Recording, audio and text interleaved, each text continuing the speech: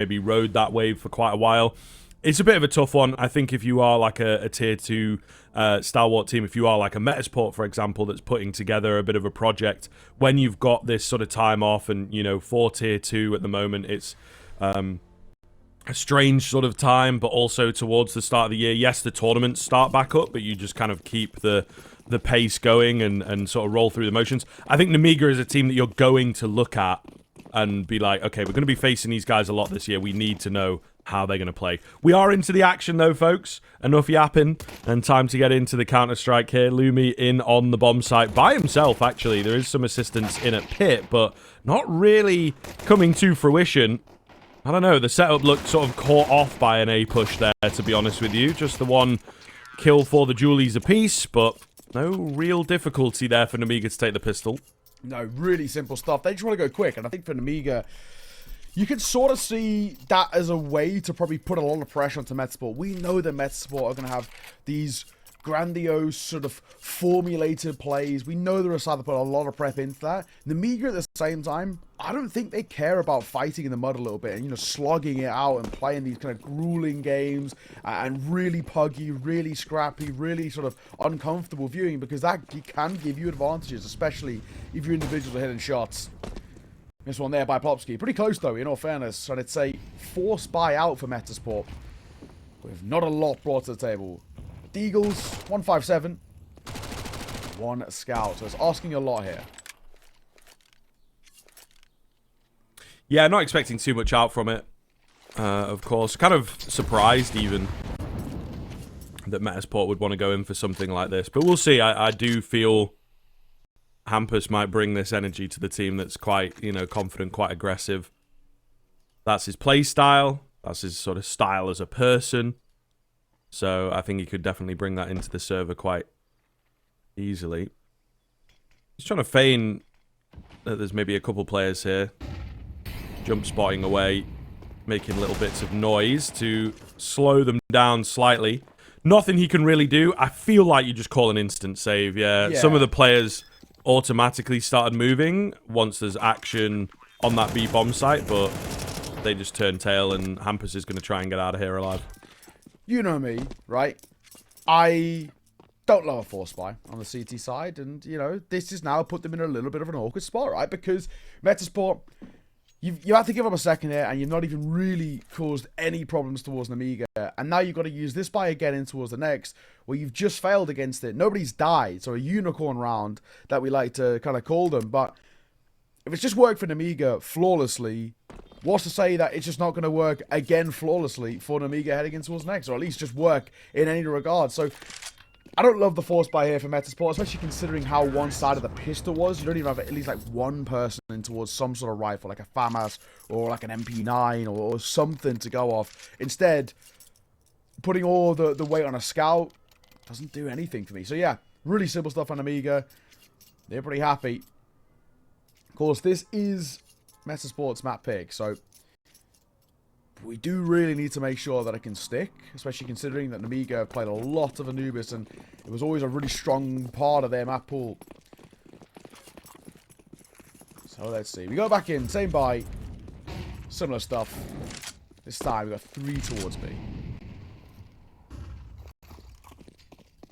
Yeah, bolstering up the B-bomb site a bit more this time around, so they won't have to abandon ship at the first sight of the enemy. So looking pretty good here, I think, in terms of the setup. Just sort of spraying away, waiting for utility to go down. Nemiga, it feels like they still want to go B here. So this could get dangerous. Rotation coming across from Lumi on that scout. Not really going to be able to provide too much, but the utility is kind of perfect there. Molotov flashes plus a MAC-10 is enough to deal with the majority of the hit. Really well done from Nemiga, as they don't lose a single player there. Again, similar thing now where, do you just save a scout? Granted, you're probably not going to use it in towards the next regardless, but there's no point dying here for Lumi.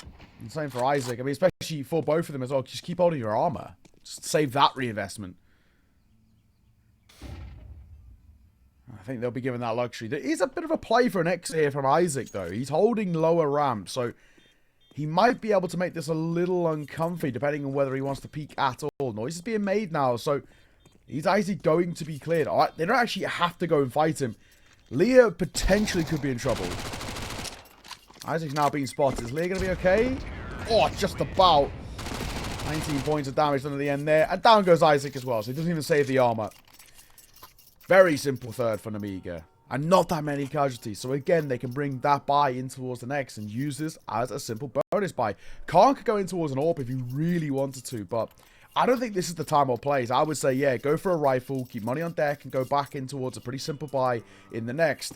Metizport, a must-win gun run. If you lose this one against the bonus buy, considering there is a Galil and a Mach 10 in play, it's a very bad place to be in. Yeah.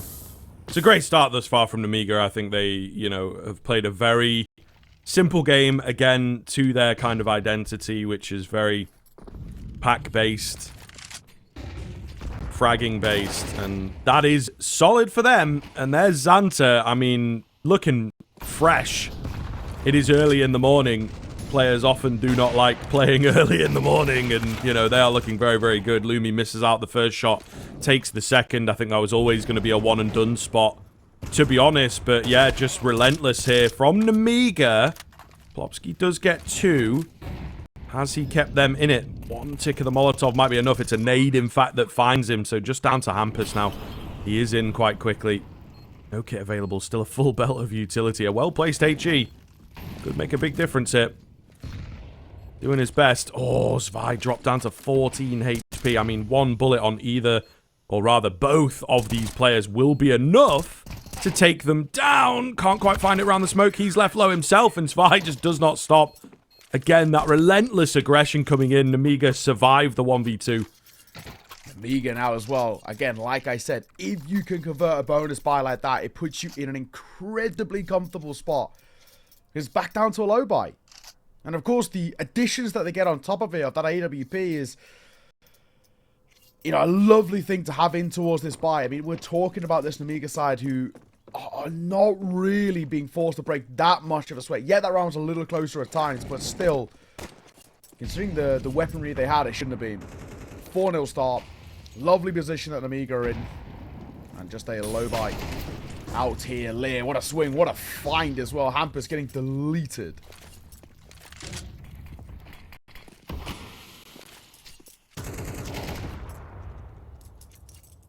Few nades to ring off, but Nemiga don't really need to do anything more than that. Take the first kill and just try and look for a different reapproach. Metizport, I think, are going to put all their resources on B and hope that it ends up being there.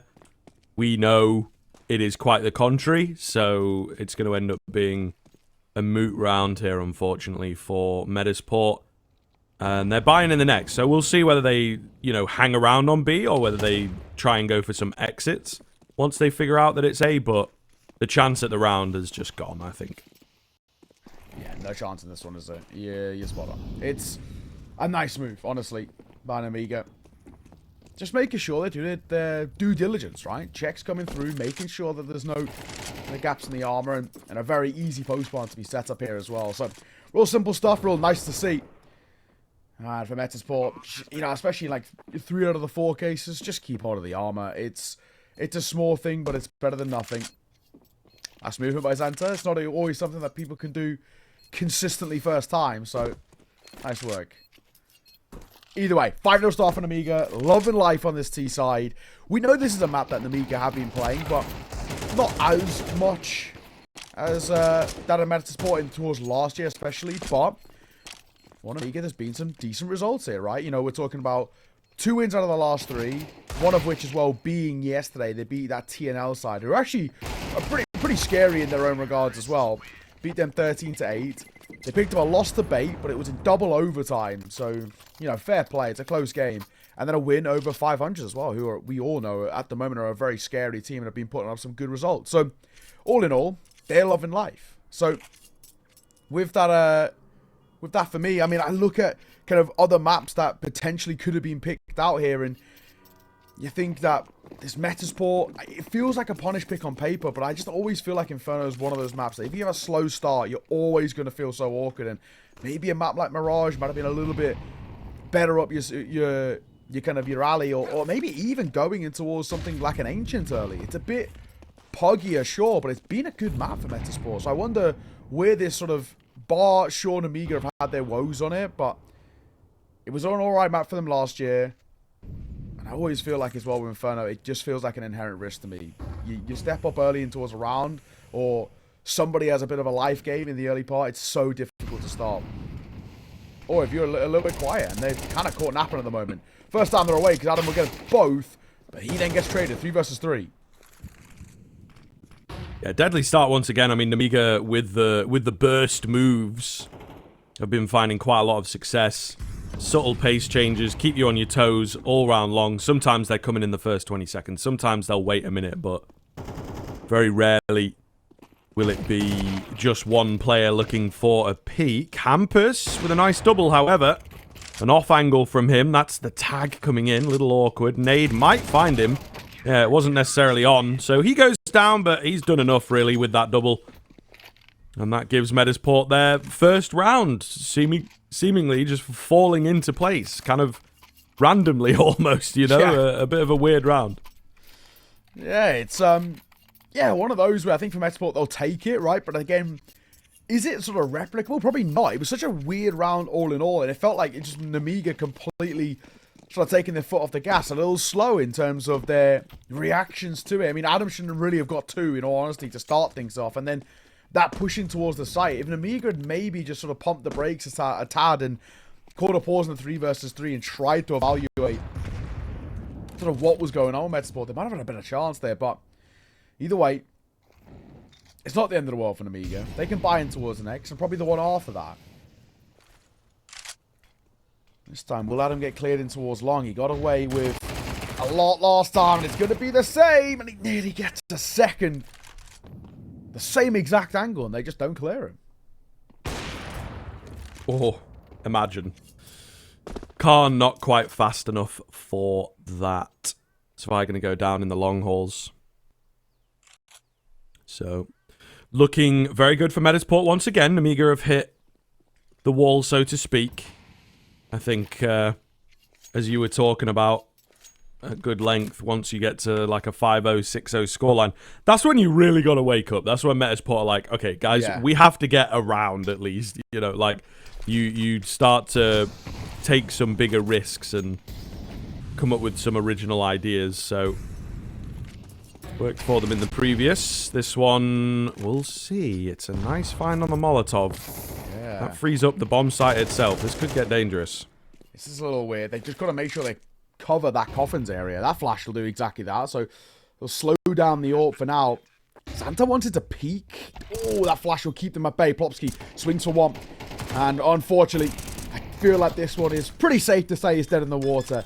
There was actually a world there in that 2 versus 4 to isolate fights, especially if they're crossing towards coffins. But it's good support in util, I think. That flash that comes over from CT to allow the coffins players, might say, to kind of push forward. Very simple work. Plopsy gets that first swing and through. And then, of course, Anta was sort of dead upon arrival. So, Metizport, a little bit of form here. Bit of a recovery. Better late than never. I think we can sort of attest us to a slow start. But, Nemiga, like we said, buy it back in. Next round, they won't be able to if things go south again. If they get a bomb point out, sure, maybe they're okay. But even still, Nemiga need to cut this off. They can't allow Metizport to get 3 in a row. That's when they start putting a lot of pressure on this lead.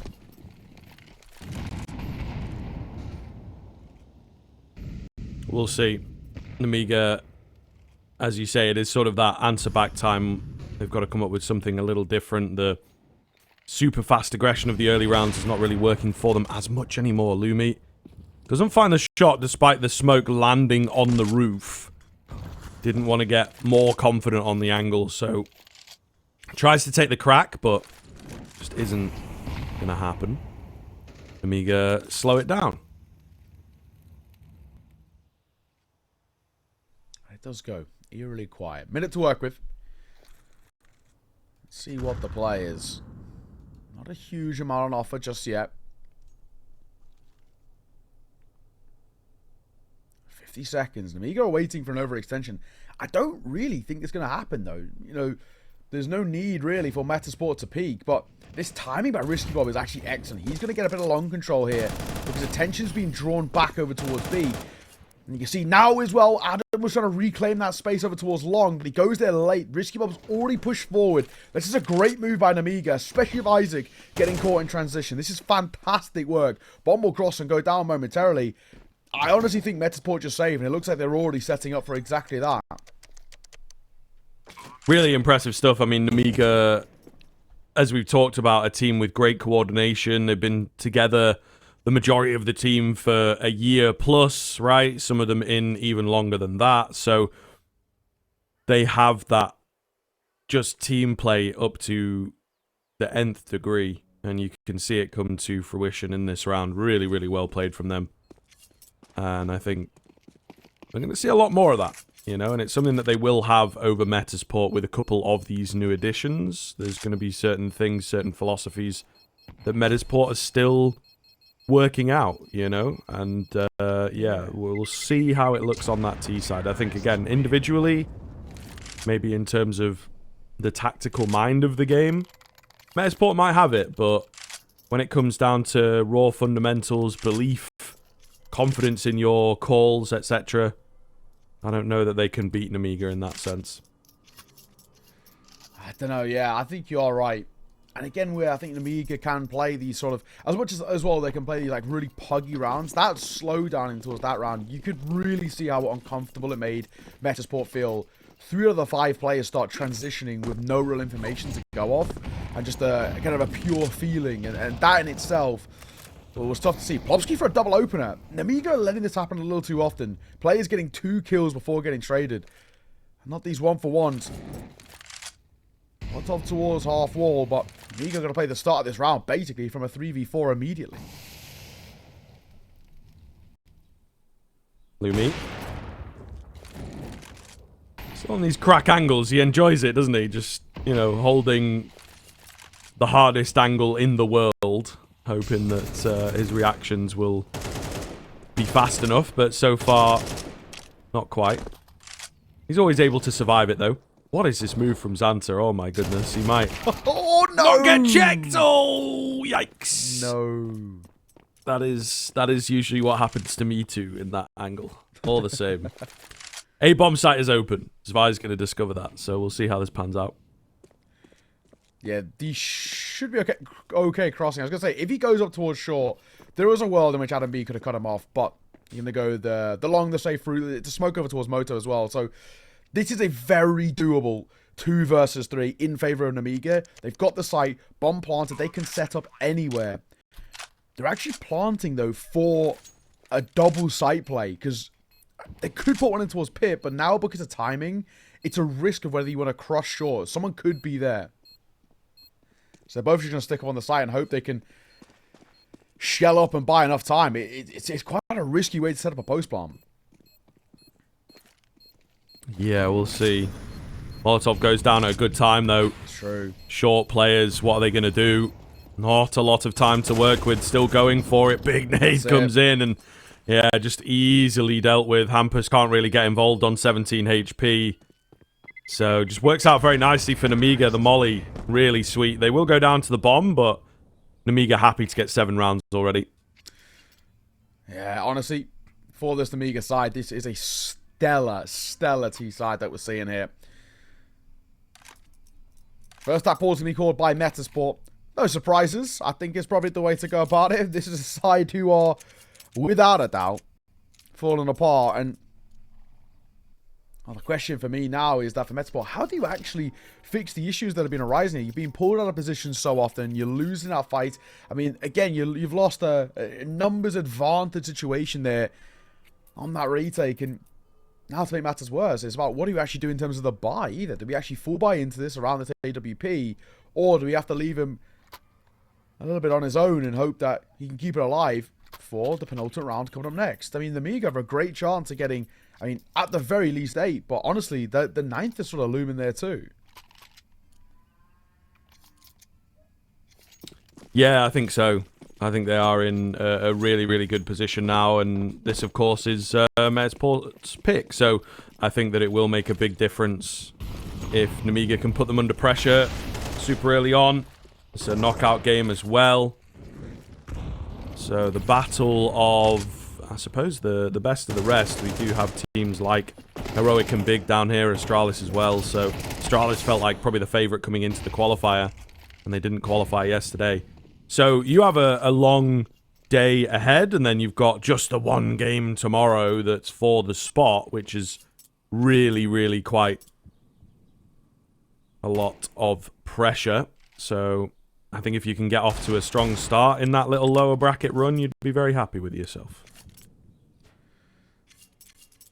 Let's see. Already down to 4, unfortunately. We've got, you know, it's a small amount of investment around. It's not a full buy, which is, you know, a nice thing. It means money in towards the next, but this one shouldn't really be too hard for Nemiga. I like the call to pause here, though, right? Smoke down towards front site. We're not in a rush. There is 3 players here, though. And this is where things could get a little messy. I've seen rounds like these fall flat, especially with a good couple of shots from Eagle, but Eagle was so damn blind. Brilliant work, Xanta. 2 for him, looking for 3. Zwei will take it away. And the B site cracked open. Isaac gets his 1. But silver lining for Metizport, the orb stays alive. That's really all that matters. That was a nothing round fundamentally, and they're gonna be able to keep the orb in play. I do wonder whether there is a call to hunt here, though. We've got money, Nemiga. We're in a good spot. We've got so many rounds to work with, and they should suspect that our orb is still around, because, you know, why wouldn't it be? Now they definitely know it is. Now this is where the call to hunt gets really activated. Find that orb, drop it, and make Metizport feel even more uncomfortable. That might be the case. Missed shot by Lumi. Oh, and Santa absolutely clips him. What a shot. He had a knife out for the first bit. Reacts well. 1 step. Bang.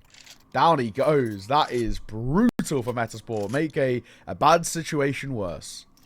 Yeah, I honestly, like, Lumi, it's the right idea, but I don't know if mechanically today he's just not really giving himself the best chances. You know, a missed shot there, kind of tough, but it's like, I don't know that he's been missing. It's just sort of some of the angles that he's taking are not as dangerous as you need the AWP to be. Yeah. Right? That sort of risk-reward that you play with that weapon. And I think that means he's just a little bit cold, you know? Yeah. Foxy should be in trouble here, but no, Xanta, real laboured spray there. Zwei should definitely be in trouble. How has he got out alive? 3 points of HP. A very lucky man. Surely Plopsy goes down, but he actually has the support of Hampers. How is this guy still alive? Now he isn't, finally. And a nade will come through. What is happening in this round? Yeah, it's a little all over the place, that is for damn sure. Nemiga getting caught in places. Metizport with a different directive coming into this. Much more aggressive than we've seen them play in some of the earlier rounds, so it's working for them. Listen, of all the 1v3s I've seen, this one's in that doable category. Yeah. So give Risky Bob the respect, which seems to be the case. He's faking out, trying to draw some players in. Hampus will go down. No one around to trade him, no one around to help him. Low HP. Orp of Lumi rings off a shot. He's also very low. Check the banana player, take him down. And now the HP is not really a factor for Risky Bob. He just needs to land that 1 bullet. So does Lumi. It's the old standoff coming in here. Risky Bob's looking. Oh, he wants it, mate.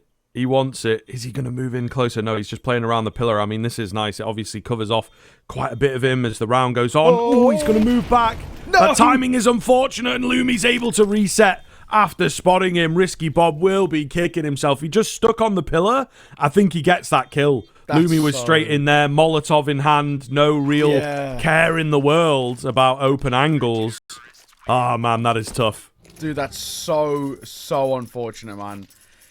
He had the right idea. He actually doubts himself. You know, sometimes you kind of need those players who are just relentlessly kind of confident to take all of those fights. And unfortunately, it's not what happens. He just doubts himself. I think he was stuck in 2 minds. You've got to either, do I commit to just sitting in dark and waiting, which actually in hindsight obviously wouldn't have worked out because that Molotov comes through, or on the flip side, do I just sit in the opener towards pillar and fight? And you can see him sort of dipping and diving between the two. It's unfortunate. In the end, right, it's still 8 rounds for Nemiga that they've got heading into the final, and they could still make it 9. So I think without a doubt, even if it is an 8-4, I think they're still pretty happy. Yeah, definitely. You know, it would have been nice to get the clutch, but it's one of those where, as an individual, you're like, oh, I could have won that, damn. But as a team, you weren't really expecting to win that round anyway. So you've sort of already moved on into the next. Burst forwards, there's no one really to back him, which is kind of awkward. 3 players move in, but they move in separately, so I'm not sure how I feel about that. We are back into the 2 versus 2, though. Santa cleanly taking down the mini-pit player, so let's see how this goes. Kits are available. Couple Molotovs to work with. Maybe, just maybe, something that Metizport can get going. They're here quite quick. The MP9 lets Adam down. So Plopsky's got to do it all himself. Clean find on the first, but he's left pretty low here. Khan's got the ascendancy as well. Will take him down. 9-3, therefore, at the turn of the half. And Nemiga are looking mighty mean here. We'll see how their CT side looks in a few.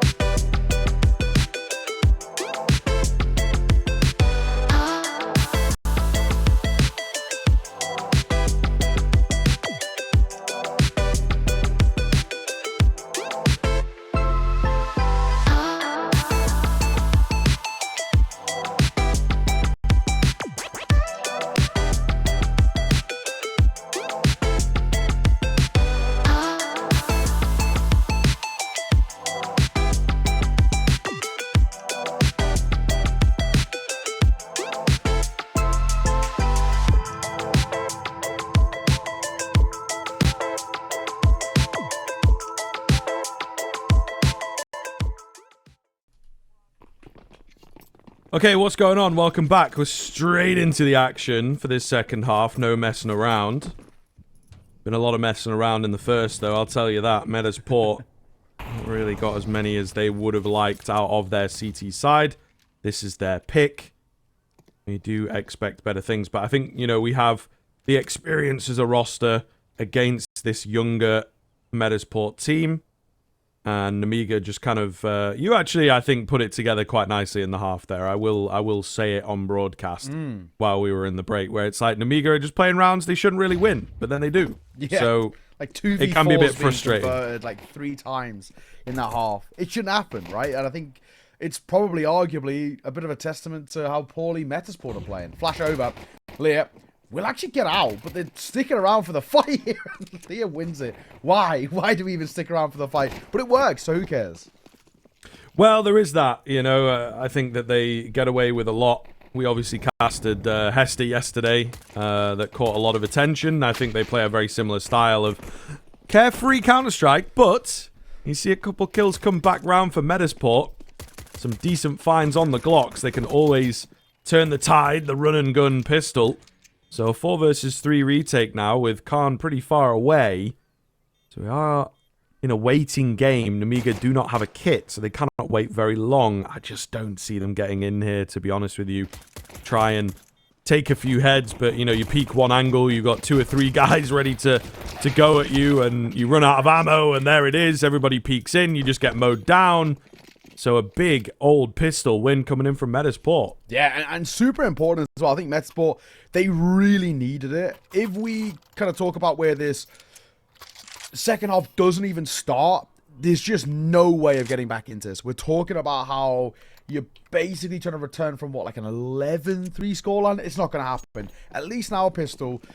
You got a 4th. You get gifted a 5th here as Nemiga aren't going to buy in. And it puts a lot of pressure on Nemiga's first gun round, right? Where if they lose that, 6 and 7 go to the way of Metizport as well. And it's already very rapidly becoming a doable sort of recovery. So just that pistol alone, it makes such a big difference here.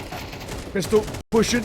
Isaac will get, what, a little labor there in the second as he gets traded with a 3rd, and Leah drive-by. Hang on, we're making this expensive, which is already a win in itself. We've picked up an AK, so that's kind of nice. Yeah, never write off a team like Nemiga. AK will probably save, to be honest. I think it's a really, really, really big deal to have that one-tap potential into your first rifle round. Cannot knock it at all. And then the rest of the squad going to go for it. The AK is still kind of here, though, so they're believing in themselves a little. Again, time is of the essence. Flash is good, but the weaponry is just not quite there. And Khan at the back will take his leave as best he can. Makes it across, and yeah, AK into the next. So, some damage done. AK saved. It is not a bad result. Very true. I mean, honestly, you're pretty happy with that, having an AK. As long as he does keep it alive. Just, there's that push coming in towards library, but yeah, it'll be fine. So, an AK, it's a silver lining. It's, you know, a couple of kills as well. You're actually, you're not too upset, I think, generally speaking. But, on the flip side, here's where we're at now. We're talking about this first gun round for Nemiga. If this one falls flat, it could be really bad for Nemiga, where Metizport start ramping up into this game quite rapidly. So it does worry me a little bit. This gun round has a lot of importance. If Nemiga just come back in and win it simply, as they kind of have been doing at times, then sure, it's not going to make us sweat all too much. It's just the fact that if we see Metizport pick up a win here, this game's really on, and it could start to really swing. Yeah. Yeah, really quickly. Nemiga have got to make themselves known, and that's one way of doing it. The way they know how. Get aggressive. Find that first kill. And the 5v4 conversion here surely has to happen. Let's see. I mean, a very, very slow kind of response from Metizport. You can see 2 over towards Ram, 2 in towards mid. They don't actually even know where to go. And this is now a little awkward. They're hoping that somebody just peeks out for Nemiga for an information play. But again, I just feel like it's very unlikely. So, yeah, this gets spotted there. Has a Molotov in hand. Also a smoke behind it as well. So he can start trading util here, which could be pretty damning. If that Molotov can just bangs over towards top car, he's going to gain information off the tick. And there it is. That'll slow him down. Kind of a big moment here for Metizport to convert this and make it work, honestly. Utility over the top. They're going to go through this smoke, I suppose. The break comes in. Xanta knew what was up. Big nade, big damage. Smoke will deal with the boosted player, so he's going to have to wait a while to get involved. This is a patience game at the moment from Nemiga. 4 players rotated in. Got Zvi on a late one, just trying to catch a lurk maybe. Bomb goes down, and there's no one around for Zvi to deal with. Big find from Lumi. Xanta getting aggressive. Got some backup as well. So they return the frag. There's 1 kit in the hands of Xanta. Yeah. So do keep your eye on that. Could make a big old difference here. Lumi looking for multiple. Not going to happen for him. Zvi nearly catches off. There's a team kill that comes in from Risky Bob. Is that going to make a difference? Adam B to clutch up. And I think it might just. Team kill in the middle from Nemiga. Brings the 1v3 to a 1v2. And Adam converts it. Oh, no. That's heartbreaking. They had the numbers. And the retake, as much as... yeah, it was struggling at times and they were very low, but that could have killed. I mean, it basically would have been a 1v3 right at the end there, and there's surely no way. But the fact there's a 1 versus 2 with one of them being barely alive, that's brutal. It really is brutal. Tough predicament. And we now put ourselves in, and... oh, man, I think for Nemiga, they have really lost the one opportunity to put that pressure back on. Metizport are really ramping up in towards this game quite quickly. Yeah, T-side, man, you know, Hampus still, to me, remains one of the better T-side callers that we've had in the game. When he's able to control the directive, lead from the front, it can be very, very hard to deal with, and... we're getting an example of that. So, slow brackets control. Metizport taking it carefully. This is a round you want to convert quickly, cleanly, move on to the next rifle. Yeah, we'll see. This is the ones that they shouldn't really have to work too hard for it. CZ, don't see that too often, especially with how good the 5-7 is. Taking their sweet time. 40 seconds here. There's a pretty mean stack towards long. Dismantled really well. Can't gonna get 1, but 1 for 3. That's a trade that Metizport, might say, will take every day of the week. Yeah, looking good. Break into the bomb site, and again, I think it's been touched on a fair amount, and, you know, we've talked about it on this very broadcast so far this week. Force buy rounds, real good test of where you're at, sort of momentum and flow-wise. Yeah. They can knock you off kilter quite easily. Maybe not even in the sense of, like, losing one, but maybe you have to clutch it up, or it goes down to, like, a 2v2 that's a little close when they really shouldn't, you know? So the fact that you're able to convert it cleanly just means that you are in that upper hand, playing great Counter-Strike on a very... fundamental level. Okay, so we're at now 9-7, 2-round game. We're back into the investment for Nemiga. We should have an open play as well for Khan, so yeah, we will. Does Xanta keep hold of the MP9? Do you actually try and just go for that full buy across the board and add the M4 as well? Because he has plenty of money, but looks like for now at least he's going to keep that MP9 in play. This is the round, though. You lose this round for Nemiga, you've lost the lead. It's as simple as that. And with Metizport, sure, it took them a while to get in towards this game, but the strong start on T-side is snowballing in a massive way. Nemiga, they're a side who, you know, they like life when they're setting the tempo and dictating the pace, but when they're the ones being pulled around the place, they do struggle, and you can kind of see it now. Nice end of response on towards Plopsky. Just as he throws his HE, Xanta will also eat a little bit himself.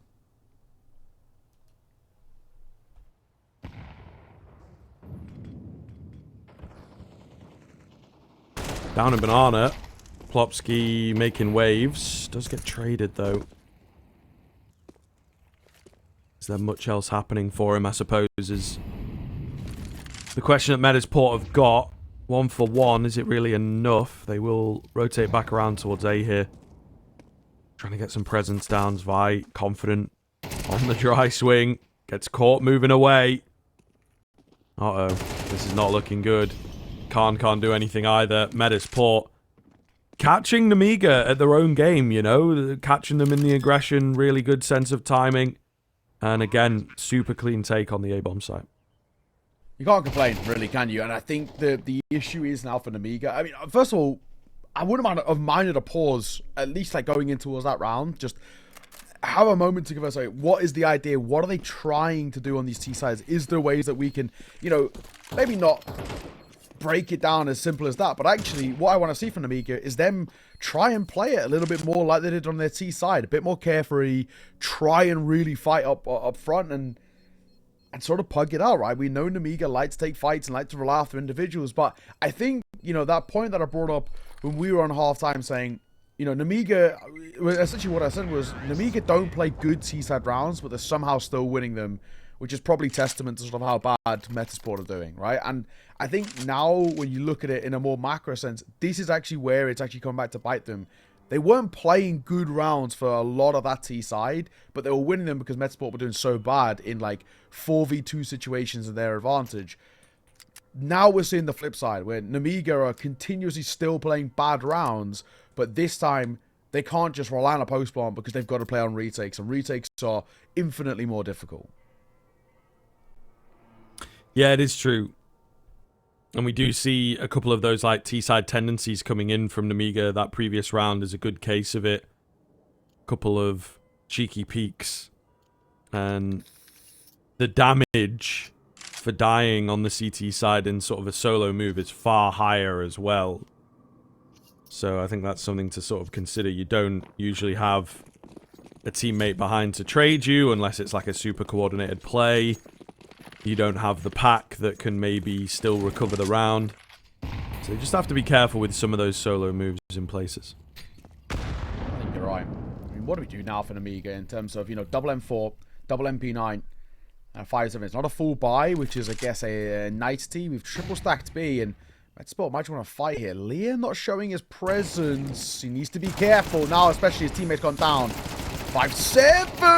Oh my god, it gets so close to that kill on towards Plopsky, but it's not enough. And now B-side taken by Metizport again.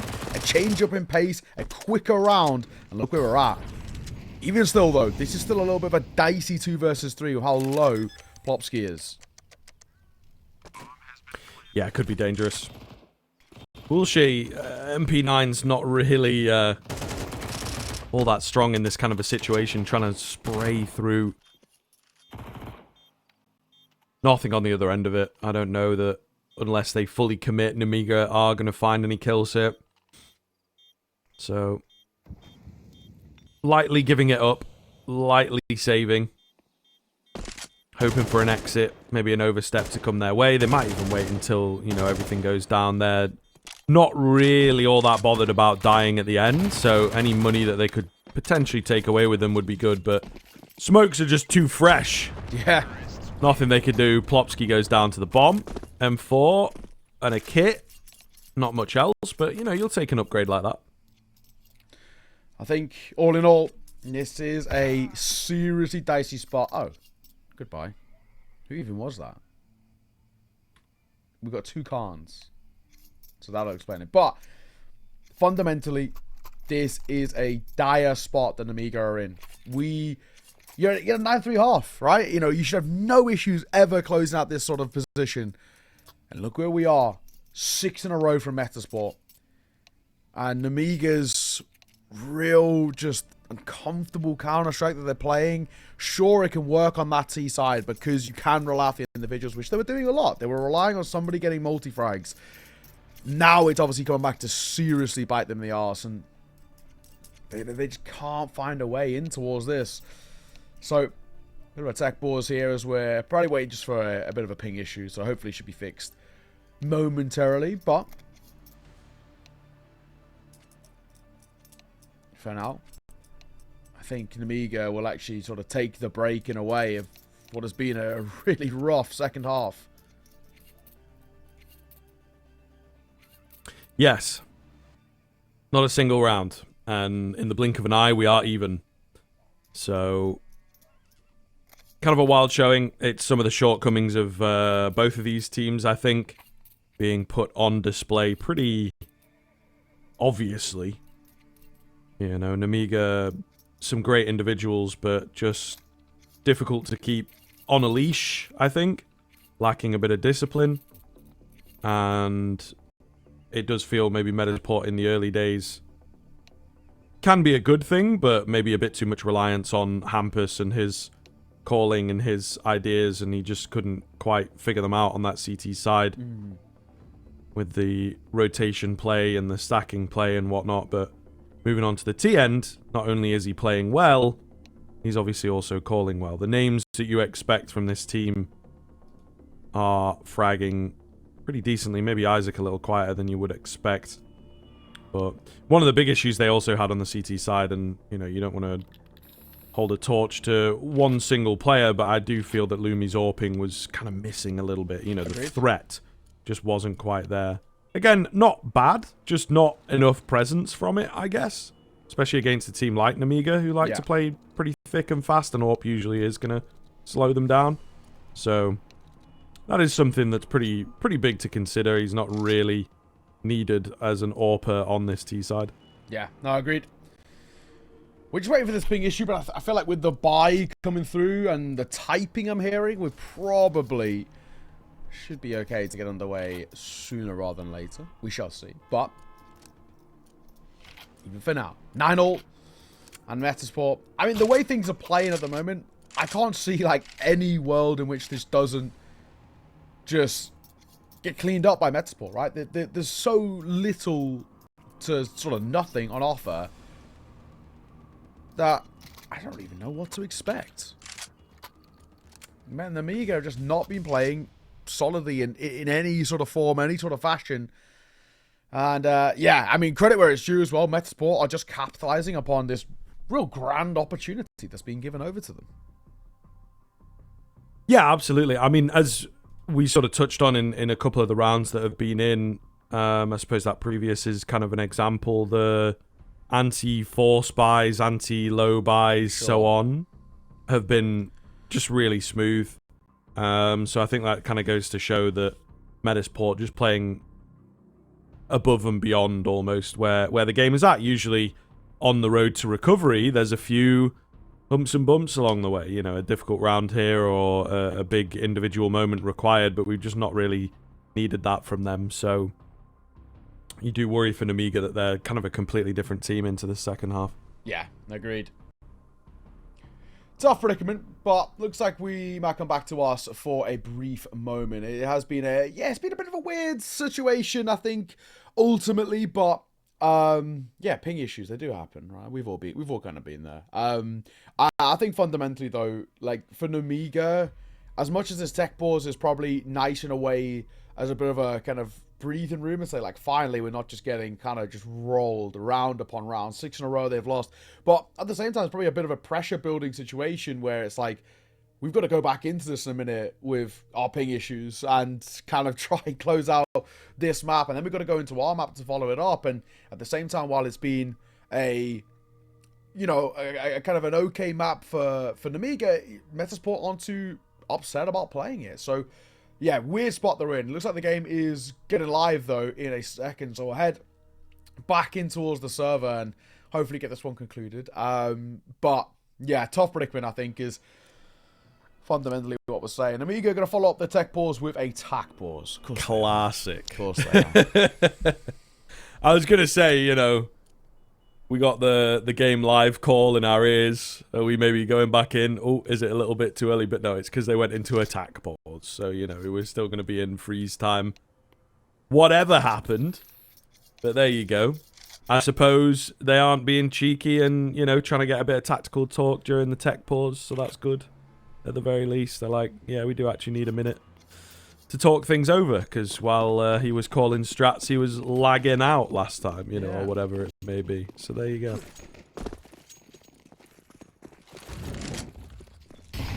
Okay, well, now that we're back live, how's things? Hampus, you lucky man. You lucky man. How's he got away with that? The Molotov was all around, but he doesn't burn. Maybe able to throw one of his own. What have the Nemiga got? Have we been able to fix these issues in the tech pause, let's say, and recover from what has been a really, really dire CT showing? A little bit of early B presence, and they're actually completely pulling back towards A. There's 3 players on the Nemiga there to meet them.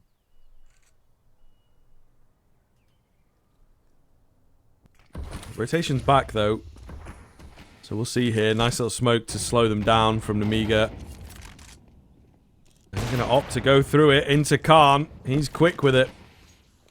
And then they smoke off. So just going to take the one for now. Doesn't want to stick around on that corner. B players starting to commit a little bit harder as well from Nemiga. So this could be big. First time in a while we've seen them in a position that feels like they're in control with a man advantage as well. So this looks good. This looks very, very good indeed. We'll see how Metizport opt to try and get out of this one. Molotov's not quite reaching, not quite scaring those players off. Slow encroachment up short here. In for the first 3 quick kills out of nowhere. The rotation's now going to have to do it all. The bomb's been dropped. 20 seconds left. 1 versus 2. Bomb retrieved, and it's not enough. Metizport somehow dig themselves out of that grave. Yeah, and again, it just comes testament and kind of full circle back to this narrative that we're building about how Nemiga are a completely different side. Having no show at all on this CT side of Inferno is incredibly damning. They're going to go for their third and final attack pause, and yeah, no surprises, right? Nothing's working, and no matter what they're saying in these timeouts, nothing is changing. Sure, that one was a lot closer, but I think in the same vein that Nemiga were winning sort of close and slightly weird rounds, the fact that we're also seeing the fact that we're seeing Metizport now do it in response is probably even more damning for this Nemiga side, thinking, you know, we've lost that extra 10% edge. We were winning 2v4s in post plants and this, that, and the other in this first half, and now we're losing similar sort of weird and close rounds against us. 10-9, Metizport being that first side to crack into double digits is pretty wild, considering on the flip side that you know, we were 9-3 at the half in favor of Nemiga, and now it's 10-9 to Metizport. It's a colossal crumble.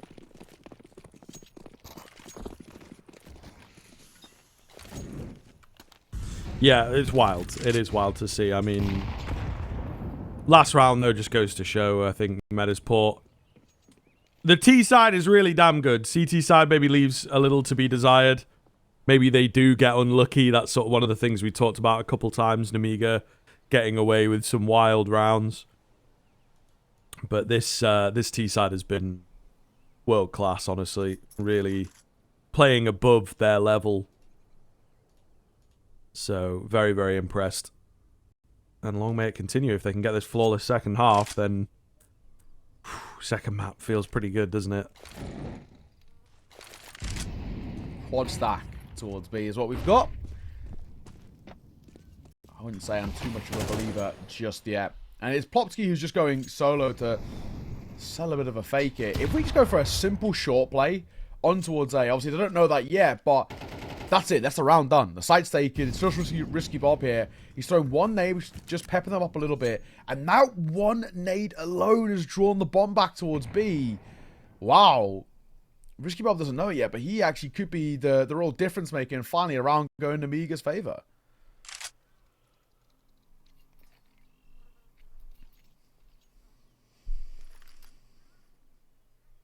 All right, let's see the slow build-up. 20 seconds, bruh. This is going to be dangerous. Yeah. Couple overlooked angles. You have to take a few more risks, indeed. Khan comes away with the first kill. That is worst case scenario. A late Molotov as well. 8 seconds to get the bomb down. Is it even going to happen here? They have to kill 3 players on their way in, not giving themselves enough time. What the hell is Isaac doing all the way on A at this time? And Nemiga will get there first. Of course it comes as soon as they lose the lead. That is an absolute Counter-Strike classic. It is. You know, 7 in a row, sorry, from Metizport. And then all of a sudden Nemiga are like, oh yeah, we are in this game. So here we go. We might be back on. Yeah, it doesn't get any more sort of obvious in a way than that, does it, for this game, which is just still delivering. Over in the stream as well, Heroic have taken map 1. So they're all the way through. Obviously, we did have quite an extended tech pause. Uh-oh. Speaking of tech pause, I'm hearing typing. Don't do it to me. People are pulling away. Oh, no. Oh no, I cursed it. I spoke it You into. did, mate. Yeah, spoke it into life. You really hate to say it. Yeah. Unfortunate. Hopefully, not going to wait too long on this one, but I suppose we'll see. Ah, man. We've been doing so well recently, you know. I know. We have been doing so well. I want to say for a good, like, 6 months, we've not had any sort of solid tech issues beyond, like, the odd reset or whatever. So, yeah, it's unfortunate. It is unfortunate, but, you know, it happens. And I think in some places, certain countries, the UK being one of them, you know, our internet infrastructure is not fantastic. If you're all on boot camp, it's like you got to make sure everything's solid. Yeah. Well, same issue it seems with a ping problem. I think it was Rishi Bob, I'm pretty sure, who dropped out earlier. Yeah, it was. Yeah. So, yeah. Hate to see it, but I guess that's what we know for now. We hold, we wait, and we go again. I mean, finally, Nemiga have won a round, and they go instantaneously into attack pause. That's pretty brutal in terms of that momentum, right? It's like, finally, we've broken this, and finally, we can kind of get something going, and now we're right back to a pause, and here we are. So, you hate to see it, but it is what it is. Yes. Not much that can be done, and, you know, it is a bit of a shame. I think for both teams, really, Metizport want to get straight back in a pretty good flow, and, of course, Nemiga have just won a round, so everybody wants a chance to prove themselves, really. But here we are, on the freeze, on the pause. Not much can be done. I hate to see it. You hate to see it. Well, I'm going to start bringing up some facts for us or something. Yeah, we are getting to that point, aren't Yeah. we? I was trying to search for some sort of conversational... Here we go. Having trouble sleeping? Pieces. Blink fast for a minute. Tired eyes help you fall asleep. The more you know. Yeah, well, that's fair. I have sort of an issue with, like, you know, my eyes not being tired kind of thing. Like, if I've been up on the computer for an extra couple of hours. Yeah, people talk about them blue I'm out light like a light. glasses, right? That's like I don't know if that's just like a trendy thing to say or do, but I know some people who've bought them blue light glasses because apparently it can make sleeping better or better quality sleep. Oh, yeah, it makes, like, the quality of your sleep better, yeah, for sure. It's like, you know, on a animalistic kind of level, that we should go to sleep under the moon or whatever, which obviously does emit light, but, like, not as intense. It's like the screens are like intense bright light, so it sort of confuses your mind into thinking it's like 7 a.m, you know, like all day. The sun's just fucking out, mate, you know. It is. So yeah, it's just, pretty good. Just chilling. It is like, do you only see people who have like their phone on full brightness? Always like, yeah, I know, like, it's crazy. I'm mate, like, you what are are you doing? singeing your eyes here, but either way, and I'll talk about that. We are back underway. Ladies and gents, get used to this. The more tech pauses that happen, the more unhinged the conversations are going to get. So, this is part of it. I'll be talking about my recent escapades into Fortnite sooner rather than later. He can't wait, mate. He can't wait. I am buzzing. Either way, Nemiga, drop out, please. 10-all, we are back underway. Round of 21 in a bit of a marathon of a map, actually. I mean, the tech pauses don't help, but even regardless, you know, it has been some long rounds, as Metizport just obviously had, where they all right down to the wire, final 20 seconds, and then failed to convert it. Yes, I think making their own bed in that sense. A very, very questionable kind of round, to be honest with you, but we'll see. Hopefully they learn their lesson. They've had plenty of time to stew in it, for sure. We are looking at this Nemiga side to kind of pick up where they left off in the first half. It's been a while. Oh, God, that is an awkward move. Lear not really giving any attention to it at all. I thought maybe Isaac would even go running past him, but not quite the case. There's a trade back in the long hauls. You can definitely feel there's been a slowdown in play, a bit jittery here from a couple players. Yeah, so I'm going to say a 4 versus 4, but a weird one. But actually, Khan gets a nice shot towards Isaac, who it seems like it got caught just before that smoke plume. And now they're trying to barrel in. Again, look how late we're leaving it. 14 seconds. We don't even clear in towards first orange properly. Xanta gets one. Khan's still there as well. And now Khan's not getting cleared. Time is ticking. 5 seconds, 4 seconds. No bomb plant. Even if he got that kill on towards Khan, it did not matter. Oh my god. Metizport, what are we doing? Yeah, something's gone a little bit missing, a little bit awry. Maybe the conversation, you know, after that eco round, and then you've got like a long tech pause where you can't really talk. And yeah, in some of the tournaments we're a bit like, are they strict with tech pauses or whatever? But I'm pretty sure in an ESL qualifier there's no way that they would take the risks of maybe getting penalized. So yeah, it could be rough, right? You have that eco, you're like, what are we doing? Oh, what's going on? Maybe you know, get a little bit annoyed at a teammate, something like this. And then you've got to sit there for like 2 minutes and just be like, what did he say to me? You know? Yeah. So that certainly feels like there's maybe something going on here. Well, let's see. This is a quiet start again for Metizport. I always really sort of hate rounds that are like super slow, because it always feels like you've got no real idea and you're waiting for mistakes, and you don't really get that at a pro level. Zwei will get caught there though. Good flash from Hampers. Zwei gets full blinded, and Adam B will get that trade.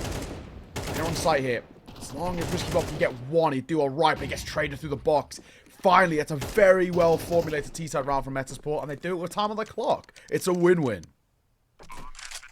Yeah, much better, much more what they are capable of as well, which I think is one of the big things that's been certainly missing in that previous round. It just looked like it was against the grain. So, really solid find coming in from them, and I think that they still do have it. The game most certainly on. All 24 going to be required here to maybe decide this map. Maybe not. Maybe we get a bit more out from it. So, Nemiga take it in their stride. It's their loss to lose here. And we'll see if they can potentially regain that lead and secure the overtime. I mean, to be fair, regardless of however this ends, I mean, the big conversation is still going to be, Nemiga, you're 9-3 up. How did you let this one slip? But the fact that they're in this sort of position now of it going the full distance in rounds, it does make you sort of start to question. You know, Metizport, that's a good 11th that they put up there. We want to see those rounds, right? Don't be doing this, like, leaving it for, like, they're like, what, 14 seconds in one of them, where they're trying to entry in towards B. Like, no matter which way you put it, that is just bad IGLing. There's no two ways about it. It's a terrible call. It's bad time management. That it doesn't fill you with kind of hope, which is surprising because Hampus, we know him always to be a pretty solid IGL. So, where is this falling apart?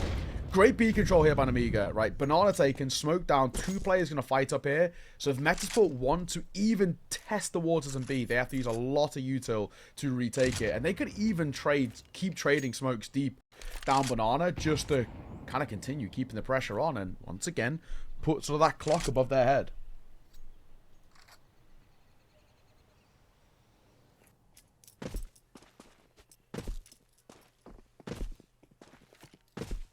Slow moves here. Metizport not really making much of a move. You raise a very, very good point that this is exactly what Nemiga are trying to do. Oh my goodness. Khan on the re-peek after being flashed. Even the jump peek feels risky. And he's holding his smoke. Oh my goodness. 11-11, but the pressure not getting to this guy. I'll tell you that much for free. The rotation doesn't come around though, Neo. So it could make a big difference. His smoke goes down. Very well held indeed. Buys him that time. 4 teammates to join him. 25 seconds. Again, a bit of slow-moving Metizport might just cost them. 3 versus 2. Bomb site secure. Briefly. Got to keep your eye on Risky Bob. Is he going to get giddy? Goes in with the Molotov. Doesn't run forwards. This is very, very tense. Trying to find that all-important frag is Plopsky. Keeps aggressive, but doesn't quite commit. It's just so disjointed right here. Nemiga do have the kit available. Couple flashes to work with. Got to try and pick up the pace. Isaac traded instantly. It's all going to be down to Plopsky. I think they've got a good idea of where he's at. He's got to be somewhere nearby.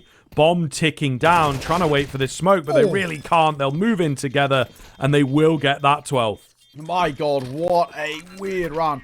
I think Khan does really well. I will say something that made me laugh was, so he's exiting from the initial Molotov in towards first orange, and then one thrown in towards second orange, right? So rather than just like taking like the extra 2 steps to go round the sort of the pillar and the fountain, he just goes through the Molotov, takes 60 points of damage, and you're like, you very easily could have avoided that issue. But regardless, round 1 by Nemiga. Let's not kind of talk about the finer details. It's map point for them on their opponent's map pick, and from 9-3, I'm glad that we've got to this point, right? But you still feel like Metizport, honestly, their T-sides have been just generally much better this half.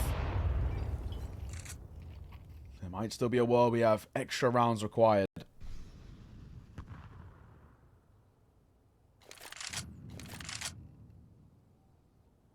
Maybe, just maybe. 2 boosted up. 3 playing in towards the porch area. We've not really seen this from them. It falls apart completely. That's got to be the overtime. Man alive. It's unfortunate. They get kind of trapped, and very, very well played by Metizport. Maybe they heard someone up there or caught them jumping up or something, because that felt very, very, very anti-boost kind of movement. Oh, poor Leah. What do you do, really? Not really a lot he can do. He gets a nice kill, though, on towards Hampus. But then he himself gets killed through the smoke. Overtime required. We have had... Man, this is a marathon of a map. We're like a solid hour in right now. Of course, tech pauses don't help in that sense. But still, these two sides are inseparable. Back-to-back 9-3 halves. And, I mean, very much just showing that both of these two sides have got clear and distinct CT-sided issues. But problem for me now is that somebody's got to fix these problems going in first, right? We've got to get this CT side cleaned up. Nemiga, it really worried me what I saw.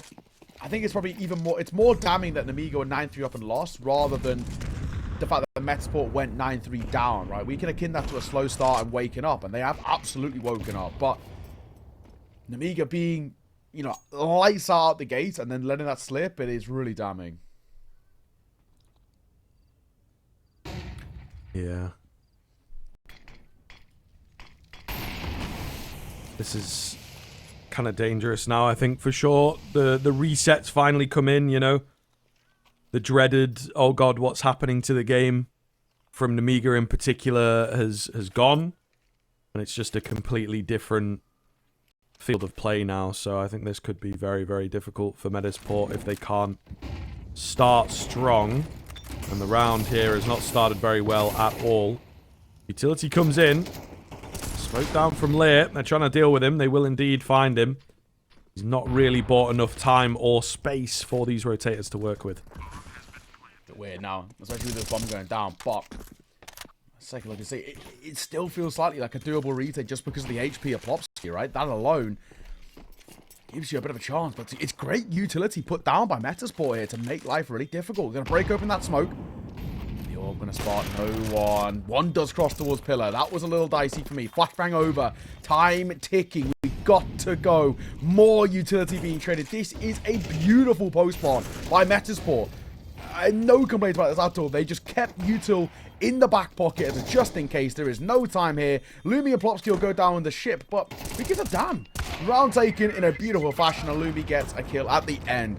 I love that. Metizport have played that so well, and actually, I'm going to assume the call by Hampus there to keep as much util as it did in the back pocket, because they traded 2 smokes over towards coffins, a smoke over towards CT, which got replenished once, and then a Molotov behind it as well, and flashbangs that kept being popped over to stop Nemiga being able to pull off a retake. That's a super well played post plant. That's as good as it gets. We talked about Nemiga having these like really weird post plants they shouldn't really have been winning, but did. That is a post plant that is, you know, near enough perfection.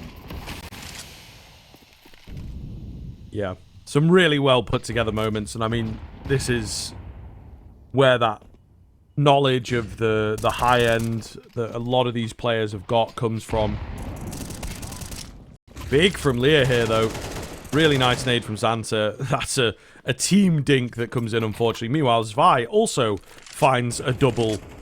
So that's what Nemiga can do. Very simple contact plays, working together. Double aggression as well, Banana and the apartment. So when you think you're safe on the other side of the map, it is absolutely not the case. And Hampus finds himself all alone. Yeah, what do we do now? Nothing is the answer. Down he goes. That's a great response round, though, isn't it, from Nemiga? After that 3v3 falling apart, getting a flawless 13 to respond. You got no complaints about that sort of a round. Beautiful stuff. 13 all, back and forth, as this game has been. In terms of control in overtime, in a much finer sort of marginal space, this back and forth is really interesting. We said it's all about cleaning up the CT side, so even getting one round like that, it ain't bad.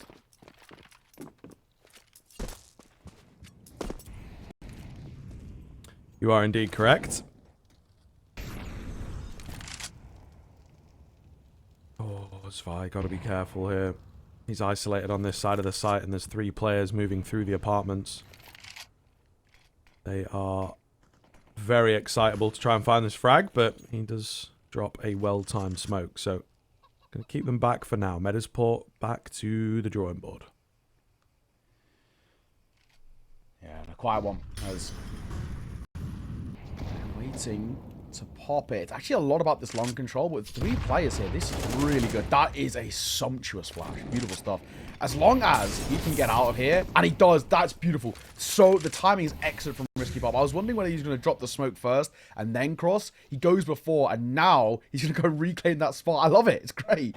You know, it's a fantastic way to set himself up. Metizport in trouble here. They actually really can't go towards A. Yeah, it's just going to be a firing range for the CT side. They've got so much control. Look how many players they've got here too. Zwei gonna swing. It's a beautiful CT round from Nemiga. Back to back. Brilliant rounds from them. What a response in on the flip side. And finally, for the first time I can say, Scriv, what a great CT half from either of these 2 sides. Yes, that is true. That is very, very true indeed. I think we're starting to see some of that fatigue come in for Metizport. Kind of an interesting thought is the fact that winning so many rounds, you have to stay fresh, stay in the head of your opponent, right? Keep that belief. It can be very stressful and taxing. Whereas I think Nemiga, although it comes quite close and that's also pretty stressful, you have a good run of rounds there where you're just sort of going through the motions before you realize it's like, okay, it's actually getting kind of close here, guys, right? So I think the mental taxation's been quite high on Metizport, and we're starting to see that come to a head now that Nemiga have refound themselves again. It's true. Opening kill. Let's catch Zwei. But, you know, it doesn't really phase us that much when you see an initial kill go the way of Metizport at the CT side, because Nemiga won so many like 2v4 situations or like 1v3s and that kind of thing. So you kind of back them a little bit in these man disadvantaged situations because they've made them work before. Someone just steps up with a multi-kill and pulls them out of it. The only difference here being that Khan's low, now dead, and Xanta's also low as well. This could be really awkward, and it is going to be great round. Great flash from Hampus. And that's that. We're tied up again. Yeah, okay. We are certainly back on then, and, you know, both teams finding success on their CT side where, as you mentioned, it just did not really happen for them in regulation. A very different looking game right now. Really, really clean stuff in that previous from Metizport. I think that they can be happy with the position they put themselves in. We may well be on the cards for another overtime. It feels like it is certainly deserving in a sense. But Nemiga always got something up their sleeve. Relentless aggression on their regulation. T side, Isaac, a player who has really come alive in this second half into the overtime. Very, very quiet in the first, but he started taking over the game. Caught up with Hampus, caught up with Plopsky. He opens up here.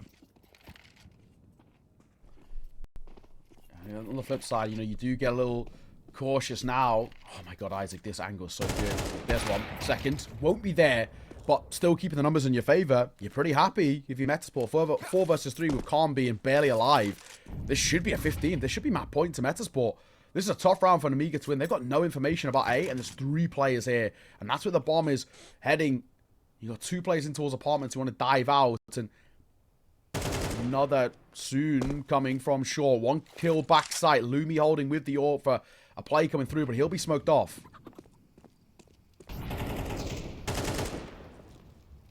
Spam through doesn't really find anything. Bomb's a little bit late. Hampus has not been seen. Oh my goodness. Surely you got to check that one, man. Yeah, I mean, view model.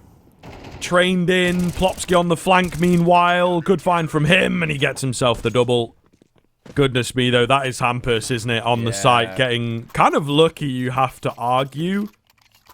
How often does that get cleared? How often does that get spammed? And he just waits and waits and waits, you know? Maybe they expected a site player to have peaked by now. And it works out. It works out. Goodness me. I love the patience there. And I think as well, especially with that Molotov that gets thrown by Lumi over towards shore, I think it just... Yeah, it just pulls that attention away from Cold Zero Box. But it definitely should have been checked. Diving in towards a site, bomb in hand, it's a big risk. And it doesn't pay off there. 1 round for Metizport is all they need. Molotov in towards top banana. This nade on half wall could be good, and it is. Pretty chunky on towards Hampus. Metizport, I like this idea. They want to fight up in banana. That Molotov does get extinguished by their previous smoke, however.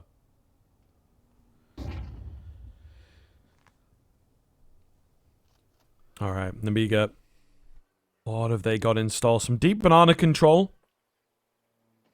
Could be an angle to work off of, but not going to be their option. Flash comes in. Isaac gets 1, but not both. That does leave a weaker. And now they have a decision to make on the Metizport side of things. Hampus, you know, he was hanging around. He was thinking, do I rotate? Do I go in? Lumi with the peak will go down. It's a pretty important kill, or rather important death for Metizport, as Hampus now has to pick up the pace, has to get aggressive, maybe has to move through this Moto smoke, somehow gets away with it. Nobody watching for it, nobody ready for him. Meanwhile, on B, the whole time in banana, Xanta has been patiently waiting. Here's 1 player rotating, here's the 2nd player rotating, and he will call his teammates over to B. Really well played. So down to the wire and risky, you know, if he falls, they're right back to square one, and it's like, okay, we don't have A, we don't have B, what do we do? But it works out, and they will secure themselves the round, probably. Unless Adam B's got a miracle up his sleeve, and, of course, another overtime to come. Yeah, these 2 sides are just inseparable, aren't they? It is the battle about these CT sides still for me. And at least Nemiga pulling themselves out of what felt like a bit of a hole at one point. So, we go again. Metizport, of course, will be starting double OT on that CT as well. Swing and a fine. Anubis gets 1. It's alright, but in the end, now where we're at. This is... it's very difficult to predict now as well, because there's been actually quite limited amounts of consistency, essentially, throughout this game. It really does make it hard to kind of say, how are we actually going to make this work for us? What is the play to kind of get back into this? I don't really know. Neither side have found the way to sort of really capitalize upon the errors of their opponent. And I think so much of it comes down to sort of these opening kills. You get the numbers advantage, and for Nemiga, they're happy to play as a bit of a pack, but for Metizport as well, they're so solid at getting kind of 1 kill turned into 2 and utilizing their util to give them a lot of room. Speaking of, coming towards banana, Plopsky could be in trouble here. He was tempted to fight again, but he'll pull back. All right, let's see. Big round, it feels like here, to be honest. Neither side has really been able to streak. Really been able to look convincing so far in the overtime. Super long first map here. Really, really challenging kind of approach. Oh, not looking good in towards mid, but then Adam B gets himself the double spray down. Khan, however, on the AWP is ever strong. Big 2-piece from him. Make it 3. single-handedly taking the round all by himself. Plopsky, meanwhile, is over on B still, and I think with that spot coming in, the 1 versus 2, it's going to be tough here. He could get the hell over there and maybe give this a go, but they just have so much time to set up a post plant. Plopsky, good luck in this one. I mean, Kit Molly Flash. It's not impossible, but this is a really decent setup. Khan should be the one to just see him off here. Decent swing. Molotov down. It's just about doesn't even think about the apartment's player, and the molly doesn't spread, so that's basically that done. Twice sees it off. Big round for Nemiga. Starting double OT well with a 16th on the board. And this continued fare of the back and forths, but the slight betterment on that T side still seems to be that case. Attack pause. Of course, in each overtime, you get another attack pause to wield here. So both sides do have one to work with. And yeah, Metizport going to use theirs here and just try and piece together the puzzle a little bit. I actually, probably in hindsight, would have liked Plopsky to stick around in towards top and honor and fight up a little bit more there. Just, you know, even if, you know, it wouldn't have changed anything if he had died. The round was lost, as we know, in hindsight regardless. But that opening kill could have been massive, and it would have been banana control, which makes Nemiga feel super uncomfortable. They have to expend a lot of util to retake it. So, one of those where, you know, it's easy to formulate ideas in hindsight, but Metizport want to try and get ahead of the curve here. And I do think proactivity is probably the way to go about it. We've seen really good performances, though, from essentially all three players who have played at Tier 1, as we highlighted coming in towards this of Hampus, Isaac, and Plopsky. Just need a little bit more of Adam B. It's rare to see him struggle numbers-wise. He's actually been statistically the better player for this Metizport side, at least in towards the early part of this year. It's true. It is very, very true. Super aggressive start. Xanta. First 30 seconds of the round, and he's making moves. Hampus goes down. Not a good look. B bomb site single-handedly cracked open. No need to get giddy here. Khan wins out the fight once again. He has most certainly been a stronger AWPing presence. What the hell is going on? Nemiga just picking them apart, bro. Not a single threat. Oh my goodness. Wow. On the side of Metizport, Nemiga finding 2 in a row. I talked about a lack of streaks, and yeah, here we go. there's your 2 in a row early on. That's pretty scary. Yeah, I mean, especially if they go 3 for 3 here, then surely it's got to be done. I know Nemiga have obviously had their CT woes, sure, but that's a streak that feels tough to kind of replicate for Metizport, who, I mean, on, you know, harping on for the point that you touched on, battle fatigue, right? It really feels like Metizport are just getting a little sloppier as tiredness is starting to kick in, and, you know, this is only map 1 of the series as well. Oh. Please responded. This is a fighting towards top and honor. What a swing, what a find, Xanta. The truth gets both. Love it. This might be that 3rd in a row. A flawless T-side. Surely. It's got to be that nail on the coffin. Isaac finds a timing on towards Lear, which is great. Through that smoke, but still, it's a 4 versus 3. Not anymore. Yes, only for half a second, I think, after you said that. So, maybe numbers-wise, we are back on the B bomb site. Only has 1 defender, however. His name is Adam B, and Adam's been quiet. So he is going to need, at the very least, to stay alive. I think he knows that. Not quite his A game, so taking a safe angle. Buying time, the info for the rotations, hoping for at least 1. Isaac goes flying in. Adam will work off the back of him. It's down to the 1v1. Khan against Lumi. Lumi on his less favourable M4. He does have a nade. Well placed here. Could have ended the round. He goes a little early. Unfortunately, Khan was nowhere near. Fake coming in. Lumi's already moved into church. And the swing just is not there from Khan. I don't know. These Nemiga guys, they like a good fake.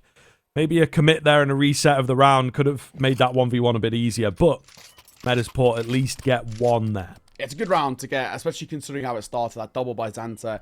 It just feels like you get that double from him and towards B. Why not just as a group, as a pack, just running towards the B site? But they don't. They call for that pause, they pull away, and they give opportunities back over towards the Metizport side. It was actually a real gift for them. You know, it's obviously so, again, easy for us to say with kind of hindsight and, of course, having the minimap, the X-ray, and all the rest. But sometimes those simple decisions of let's just go as a group and just barrel in towards the site, it feels like it's the better call. But I think in obviously hindsight, it would have been the better call. Bobsky to open things up. Lovely shot on towards Lear.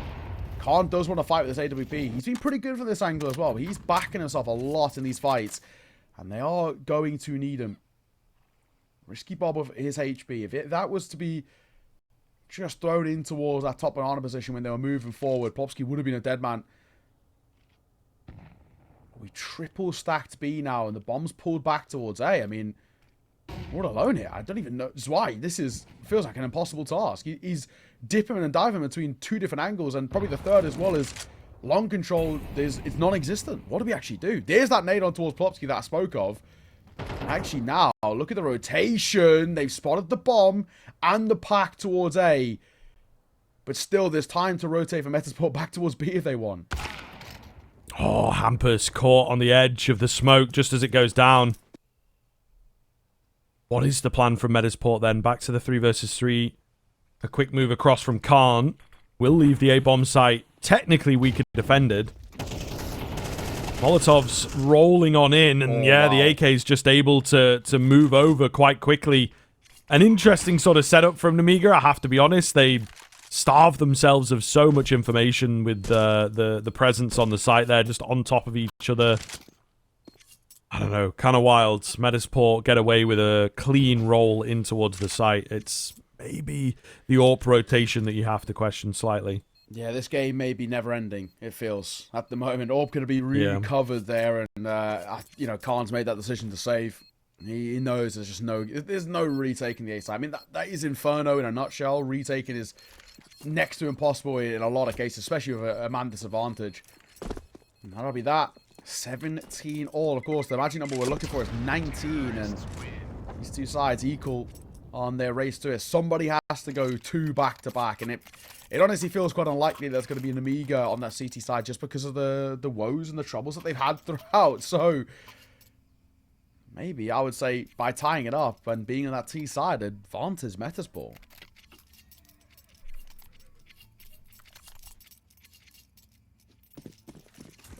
Okay. Can either one of these teams take it over the line? Metizport, as you mentioned,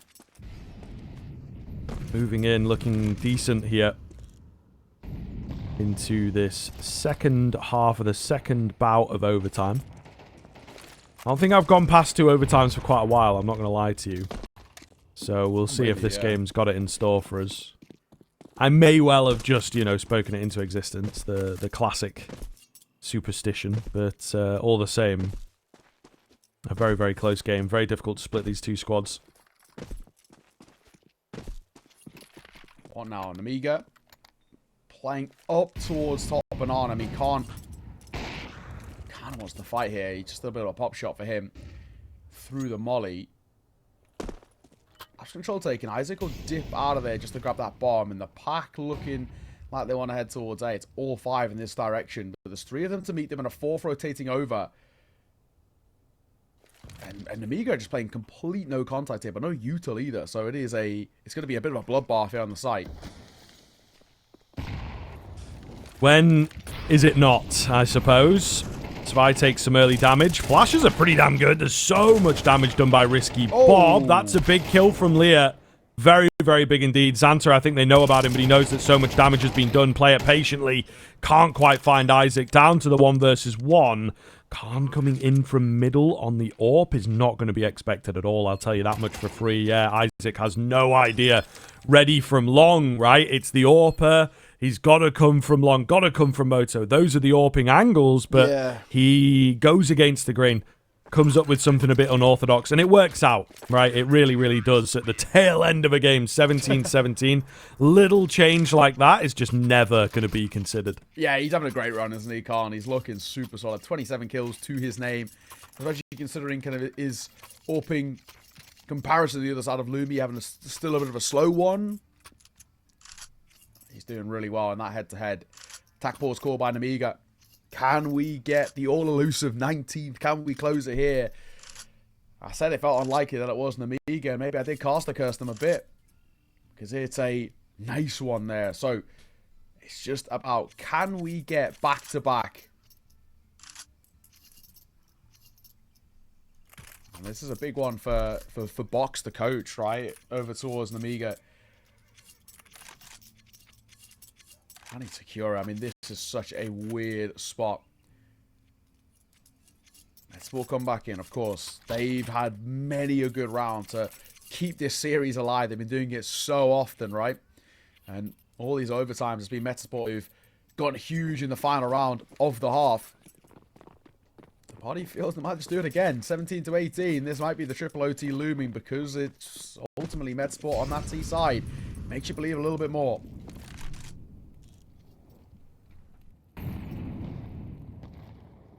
Aggression in Banana coming in. Oh my goodness. They're walking past each other. An absolute mess over there. Break of the smoke does not work either. Adam B has come away with 2. Oh, goodness gracious. Nemiga. 18-17. You knew it. You knew it was going to happen. Did you need to push in like that, guys? You know, probably the question they're asking themselves, to be fair. Khan will get one, though, so it's still somewhat doable, but they're going towards B. They're going to have to play a retake here. Oh my god, that's so close. The spam is so good. He does so much damage. Risky Bob is so unfortunate not to get 2 kills there. Anubis 1 HP, Plopsky 16. And now, I mean, such a difficult 2v4 here. And now, mate, that one. I thought that was a team kill. Khan gets him through the smoke. 2 players low. Maybe. Onto the AK. They know exactly where he is, right? This is the thing. And surely if you're Metizport, you're not going to let this slip. Play it super tight. Very disciplined. Smoke no 2 need flashes. to overface. Really need to play it into Hampus's hands. If Khan finds him quickly, which he does. Oh, can't get the spin around. And we're on for another overtime. Triple coming in here. It's been a long, old game. Players flowing all over the shop. That round all about Adam B. The biggest 2 kills he's had all map long. And yeah, Nemiga I think will be kicking themselves. Maybe a bit of a overstep. One player is one thing, but both the Banana players just absolutely sending it when it's 18-17 is kind of crazy. Yeah, no, agreed. Well, Nemiga, yeah, left reeling after a bad decision.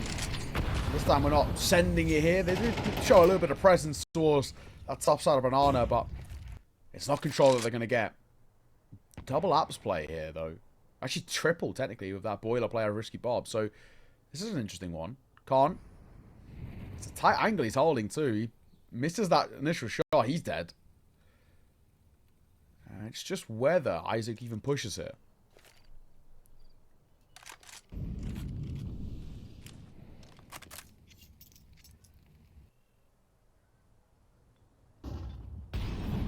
Three players in the apartments for Nemiga.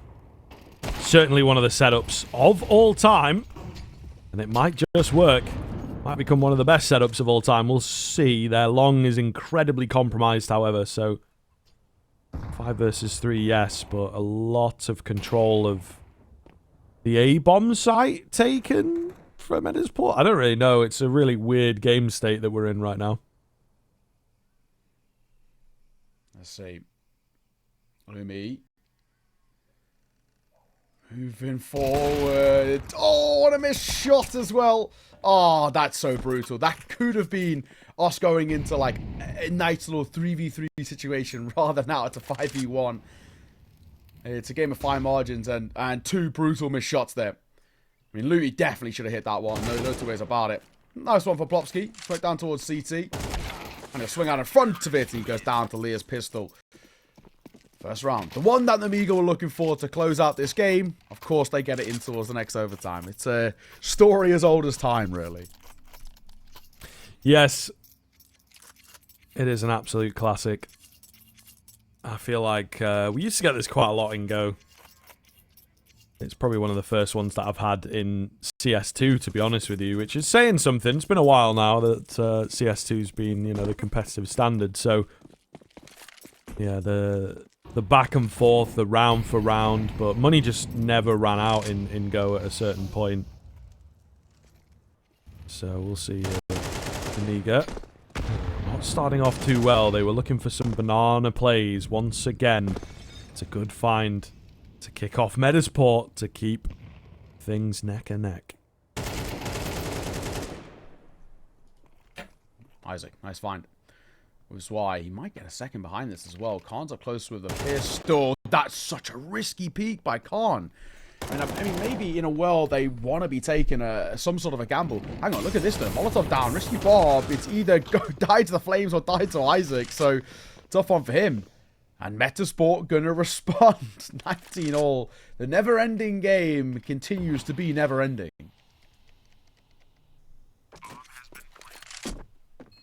Xanta's still here. What does he think he can do? Might as well just save this AK, to be fair, boss. But no, he's sticking around. He's looking for some stats at this point. Oh, Plopsky. Brilliant timing, good spot. And a nice finish. So we'll see. We did get Nemiga stringing a couple together in the last overtime, and we were like, okay, here we go. Can Metizport string them together, or is it going to be another return round for the CTs? That is the question. 19 all. Looking at 22. What a wild game, but nonetheless. And a very passive control here by Metizport. They've been wanting to get this sort of control on the banana, like at least all those sort of logs area, quite a lot. This time they're opting against it. Can't. He wants to fight. Molotov down towards logs. No one there. This peak is big on towards Lumi, and he misses it. One of the first times in a while that we've seen Lumi win out that head-to-head, and it could be oh so important.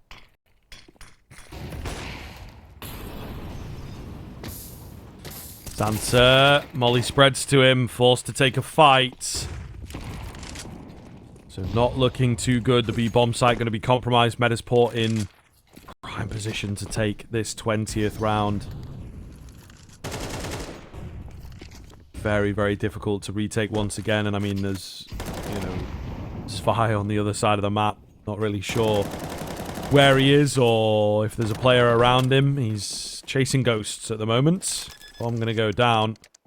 I think there's just too much time and too much space to work with. That's a little weird. I think Risky Bob expected Coffins to be smoked off, but it wasn't. So could have maybe found a frag with a more aggressive swing there.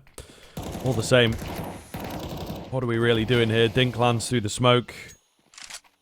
Not a lot of time left. Half of it gone already.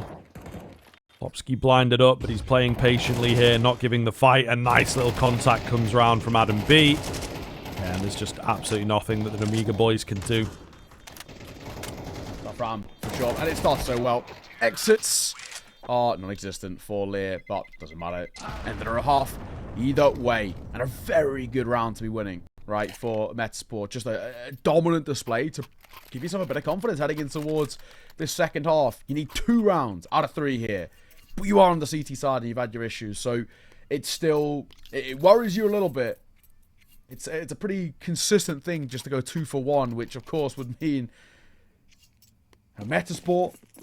That'll be great. On the flip side, if it's 2 for 1 for Nemiga, it means we go back again for a quad overtime in the never-ending Inferno, with Anubis up next as well. It's a map that's played relatively similarly to that of Inferno in terms of its puggy nature, so it could be more of the same with these super even games between these two. Xanta wanted to fight. He's under pressure on the B. Oh, that's so rough for him. But Plopsky bails them out, and hampers the lad to it too. Are we finally getting to a point of curtains? Maybe not. That's why a nice shot. B is open momentarily, but Plopsky has gone for the long rotate back towards Coffins.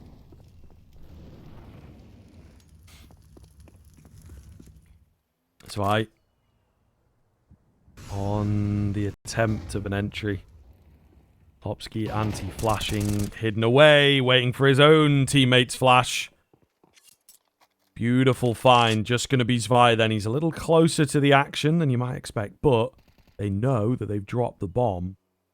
Plopsky does well here to move back. An insane off angle as well that's just never going to be expected Really clean find. Great little hold from him in the end there to nail that one in, you know. It's never over. 3-on-2. Yeah. You've got a low HP player dotted in there, right? You just can't be like, yeah, we've got the man advantage, it'll be fine. It's a very different play style in overtime for sure, and especially when you're this deep into the game. We have got to get 1 out of the next 2 for Metizport to close out their map pick in an insane affair. And Nemiga now making mistakes and some sloppy shots from them, so maybe fatigue is actually nothing that felt like it was on their side is now against them. Out of control again. Oh, I like this. Adam B, this time it works out for him, and he's going to get both. Adam B has gone huge. That alone could be the difference maker, as Hampus nearly gets a second. Banana controls that priority, and there it is. Plopsky will close it. My God, what a marathon of a map number 1, ladies and gents. An insane game of Counter-Strike coming through there. But in the end, it is Metizport who take their map pick, and without a doubt made to work for it. That is for damn sure. But they take it, and a lot to give here, and are going to make life very, very difficult, especially because Nemiga did have some very evident internal woes. But we're heading in towards their map pick nonetheless. It is Anubis coming up next in map number 2. We're just about to start our map number 2 as the other game, Big and Heroic, is just about to go into map number 3, it seems. Yes, kind of wild to think. But there you are. This is how the game can go, but we are on the map now, ready to move. Nemiga kicking off with the CT-sided start. Trying to find an early headshot, not going to happen. Leah gets tagged down early on the A aggression. No kills as yet, though. Zwei finds himself all alone. It's a fake out from Metizport to just draw attention towards that A bomb site. It's worked very nicely indeed. Adam B sticks around. Bomb's going to get planted. Advantage secured. And we've got Risky Bob and Leah incredibly low here. So just not really looking too doable for Nemiga. But a pistol can flip in a matter of seconds. A lot of low HP bars on the Metizport side as well. So you never really know. Decent control from Xanta. Get that kit involved. There is the smoke. It's going to be tough, but Nemiga's still feeling like they have a slim chance here now. Yeah. I mean, bomb ticking so far as well. That'll be that. I mean, with Xanta and Leah so low, any exits would be nice, but 1-for-1 doesn't make too big of a difference. With a smoke play to try and bait them in, Hampus might go down here. He will. It doesn't matter in the end. Nice round for Metizport. Start the T side really well. Let's get things going once again. Keep up that level that we know they've got in the locker, and sort of keep that pressure on towards that on Nemiga. We expect both sides to put up really good T sides, just because that was the general consensus in towards map number 1. So if Metizport can get, for my books, like at least 7 rounds in this T side, I'm pretty happy.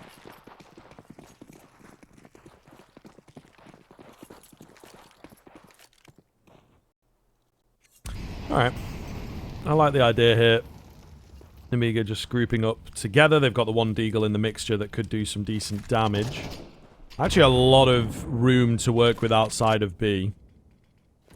So I can see them getting in behind and finding a way through. Metizport playing a very basic sort of round, the A split, but, not even really that creative with the utility thus far. They will start to get a light execute going. Unsure of whether it is going to be a force here. So, play it properly. There goes the deagle. There goes the threat of the round.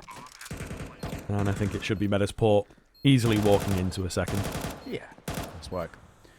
Money for the Mac 10 as well. You're not going to complain about that every day of the week. So, any more would be nice. Doesn't matter whether it's the Glil or the Mac 10. Ooh, it's a little funky. Yeah, down goes Lumi. Recoverable gun, potentially? Maybe not, actually. This could be a little awkward. They want it. They want it. They at least want to kind of keep them closed in here. But Isaac is going to fight, and he will catch Khan on the retreat. Jumping down. Hampus doesn't clear dark. So, Risky Bob gets another. Honestly, 2 kills is not... It's not terrible, right, in this sort of round. Risky Bob realizing it's not even worth that fight at range, so we just keep hold of the pistol. But a second, as expected for Metizport, a couple of consolation kills from Nemiga. They're not too upset about that. They weren't expecting anything, so it's better than nothing. We'll get Now this first gun round with a lot of pressure on Nemiga. They've got to make this one stick. And not only just stick, they've got to make it super secure as well to really reignite this CT side, which is something that they've obviously had their woes with.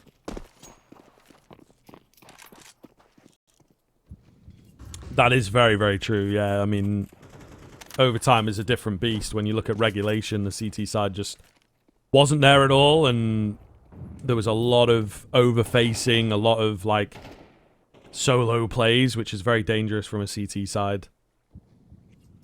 And they might be doing that a bit more again. Khan was thinking about moving forwards, but opts not to go for it. Little cheeky nade there. Will result in a frag on Zwei. But some good damage done to these Metizport players as well, so we'll see. Still a little funky for now. Santa wants to fight up around Pillar. So they will take this A main control. There's 4 players here, though, for Nemiga. That Molotov does push one out, but Santa, that flashbang that he gets from Zwei is brilliant.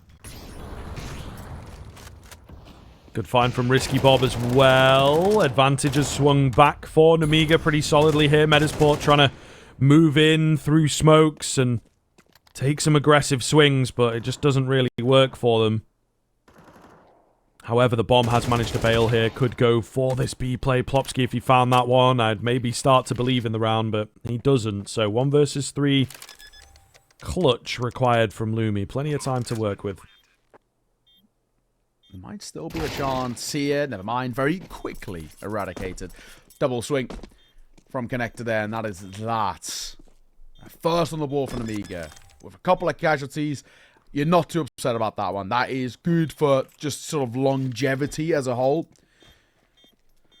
I think now we can start working on this a little bit, right? This Metizport, that's a bonus buy, so I'm not too upset. But still, because of previous rounds being somewhat expensive, especially that last one with those couple of kills that come through, it makes this next buy back in actually a little awkward, right? Hampus and Adam B are going to have to take hits in terms of their investment, and even Plopsky too. So I think there's one more gun down, if I'm right in saying. Isaac can also pick himself up one, so it's all right. We've got a triple AK, take down a Deagle. These rounds can work, and they can come to play, but a lot of heavy lifting has to be done by the AKs here.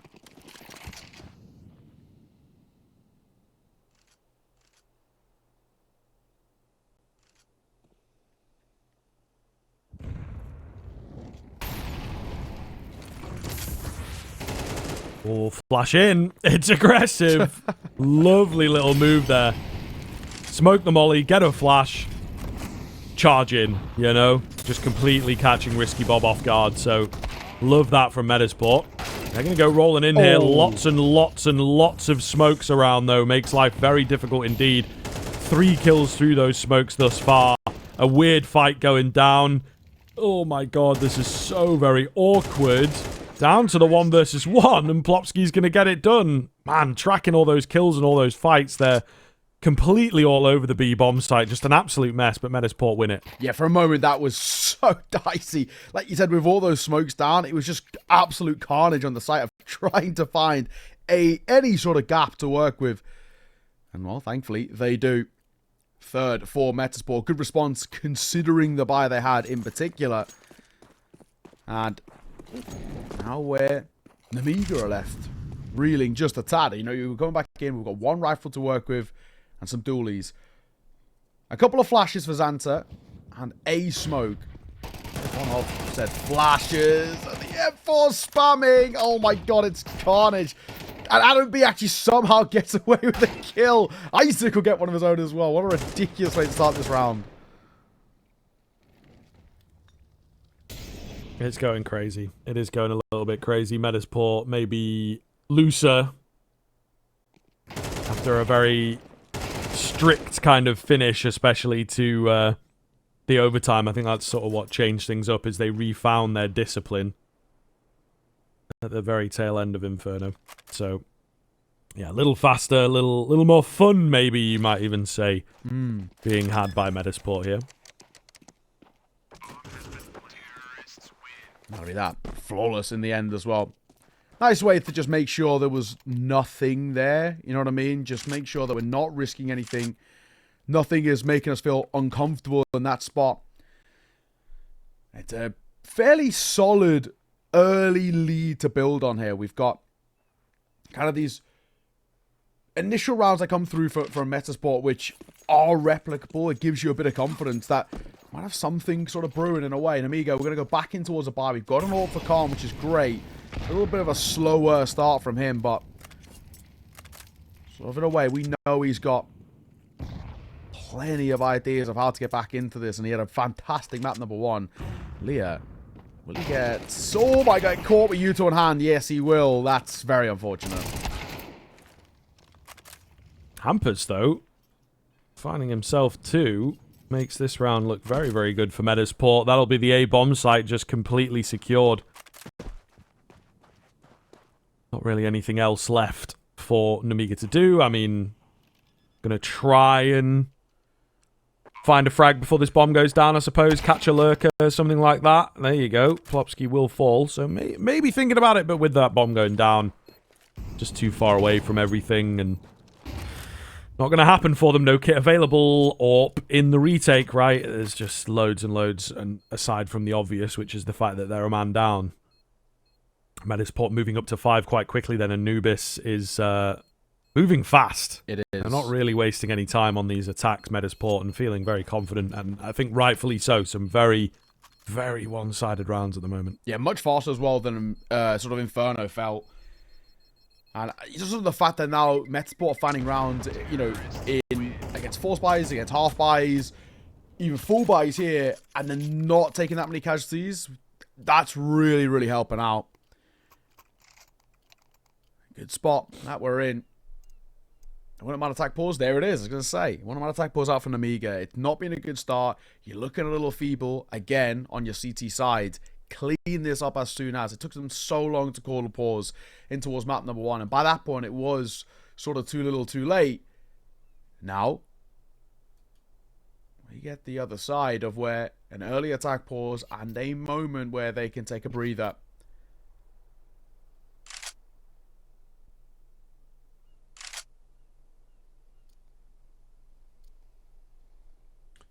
Yeah, something's got to change here. Nemiga struggling pretty heavily, to be honest with you. Yes, we're on that T-sided map and everything, but this is their pick. It doesn't really feel like it, so they're going to have to start to convince us of why they decided to go towards this one. You know, it has been questioned a little by us. What is kind of the logic behind it, right? Still had Dust 2 in there. Feels like potentially a Mirage could have come through as a pick. Yes, it's maybe a high rep one for Metizport, but at least you feel comfortable there. Yeah. Feels like they're trying to punish pick, but also inadvertently punishing themselves a little bit, right? They're up in the reps and they're trying to play it a bit more. They've come into this qualifier and played it twice. So that's certainly something to consider, but yeah, I don't know, man. Not the best map for Nemiga in recent history. Metizport trying to go fast. There's a lot in their way. Molotov, smokes, nade damage. Absolutely massive. Lumi doesn't really care. Gets the kill through a teammate, I believe. They are just charging in as that pack. Khan good for 1. Always happy to stick around. Nowhere for him to escape. And it's Isaac with the kill on Risky Bob that locks it in. Leah smoked off and he will move to save. Metizport playing a very just aggressive, bursty kind of style, and it's working perfectly. Yeah, and they are just playing as a pack. I do kind of love it. It's way more simple in terms of the approach compared to some of these like incredibly overcomplicated rounds it felt in that first map. This is feeling and looking a lot better. 6-1 start. This is where that potential 2-0 really does open up. Now, again, you always have to sort of take it with a pinch of salt just because we know and we've seen the struggles that Metizport themselves have had on the CT side. But I think the difference being it was because it was that first half of the kind of the series, you can maybe give them the benefit of the doubt and say it was, you know, all about essentially where they were warming up into the game, still waking up, early start, this, that, and the other, even though it really wasn't that early. But you can give him some benefit of hindsight. It was that first half. So Nemiga definitely in the worrying spot for me, and the fact of the matter is that there is no second chance after this. We touched this in the pre-show. You lose this game, you are out, and there's no Dallas for you. Yeah, those are the stakes, man. And again, in the past, we might have said a Nemiga and a Metizport. I mean, Metizport, based on who's in this team, I think certainly would be one of the teams that you look at as maybe squeezing through in one of those qualification spots, right? But maybe a bit too early for this team quite yet. Still working on getting those pieces into qualification standard. But Nemiga, yeah, maybe could have been one of the hotter teams, one of those dark horses, but in recent form, as we've been saying, not quite the case. Lumi, nice and quick from him as he is on that T-side AWPing. Didn't really see it all that much on Inferno as you would expect, so maybe a bit more from him. The low buy, trying to make it work. Risky Bob gets one, but the rest of the team going to fall around him, and Metizport surely set up for number 7, Hampus. Kind of carefree. Oh, and the bomb plant's been cancelled. Khan, so close. Runs out of ammo, but he sets it up for Xanta, who comes in at the end. They're all distracted, and he will clutch it up. For goodness sake, Metizport let that one slip. Yeah, of all the rounds to win, how is that the round that we've won? I mean, that one felt like the sort of under lock and key in a way, and especially when it's in that 1 versus 2. But credit to Xanta, stepping up in a big way. A second that Nemiga desperately needed. I mean, no room for error for a lot of this half. I mean, we probably want to see Nemiga get up to 5 rounds as sort of a bare minimum. And it is a big ask to find consistency in a game where, or a map where you've had none of it so far. So that is huge. Really going to help you out, but let's see. Can't. Flash. Oh, he doesn't shoot, but thankfully Leah does. And he shoots pretty hard.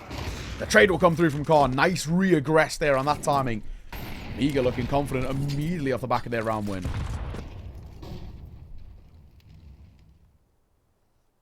Still a chance of recovery for Metizport, though.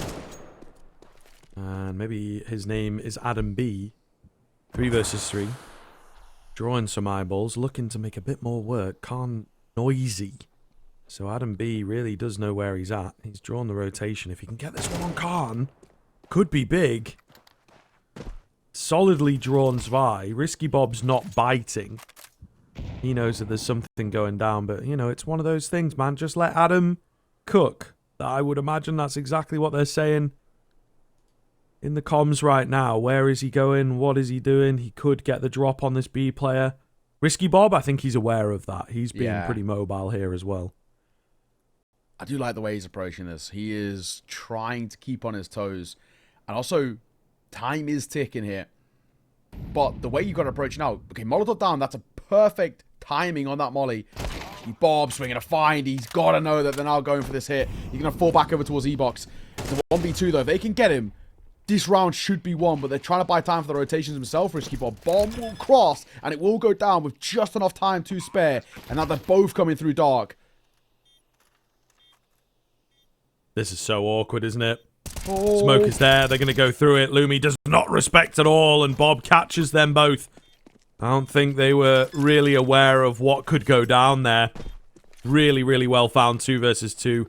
I will say, Metizport do a decent job of recovering things back and making it expensive. But Nemiga coming away with now their 3rd round, starting to close this gap. Metizport, this is where, as we talk about a lot, take a timeout. You've got 3 to play with. Just take a timeout and deny them before they're ever really able to make a mark in this first half.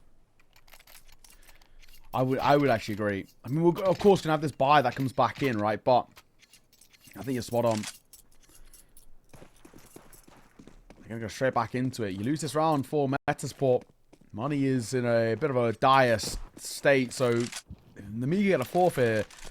The 5th kind of gets gifted over. Oh, nice start though. Xanta will get caught.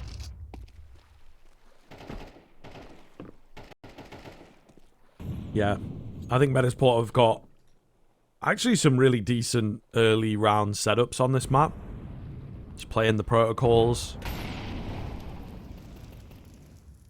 Finding those early frags pretty consistently. Not every single round, but, you know, in a good 80% of them so far, it feels like Metizport have had the upper hand. Risky Bob on the shoulder peak.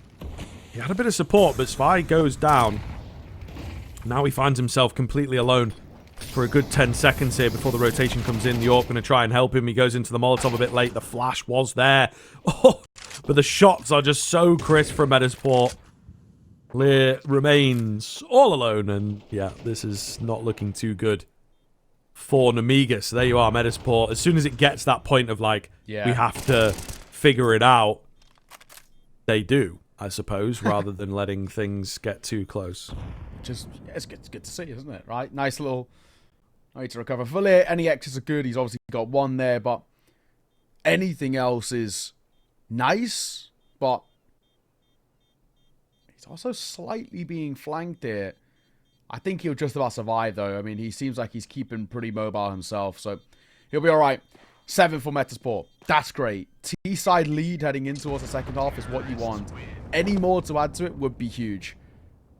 But I think even just the 7th alone, with how clean at time Metizport have had some of their pistols be, especially in the past, they used to have really good protocols for them. If they can shut down Nemiga, who'd like to play this very kind of simplistic style of pistol, which is just play as a pack and run in together, they win it out. Even at a 7-5, it puts you at such a stark advantage. Attack ball is going to be called by Metizport. They want to close out this half in even more of a positive fashion, but I think they're in a really decent spot here. And especially now with finances being a little feeble towards Nemiga on the flip side, that swing round going in their favor is just unbelievably important. They should get an 8th here unless things go drastically wrong.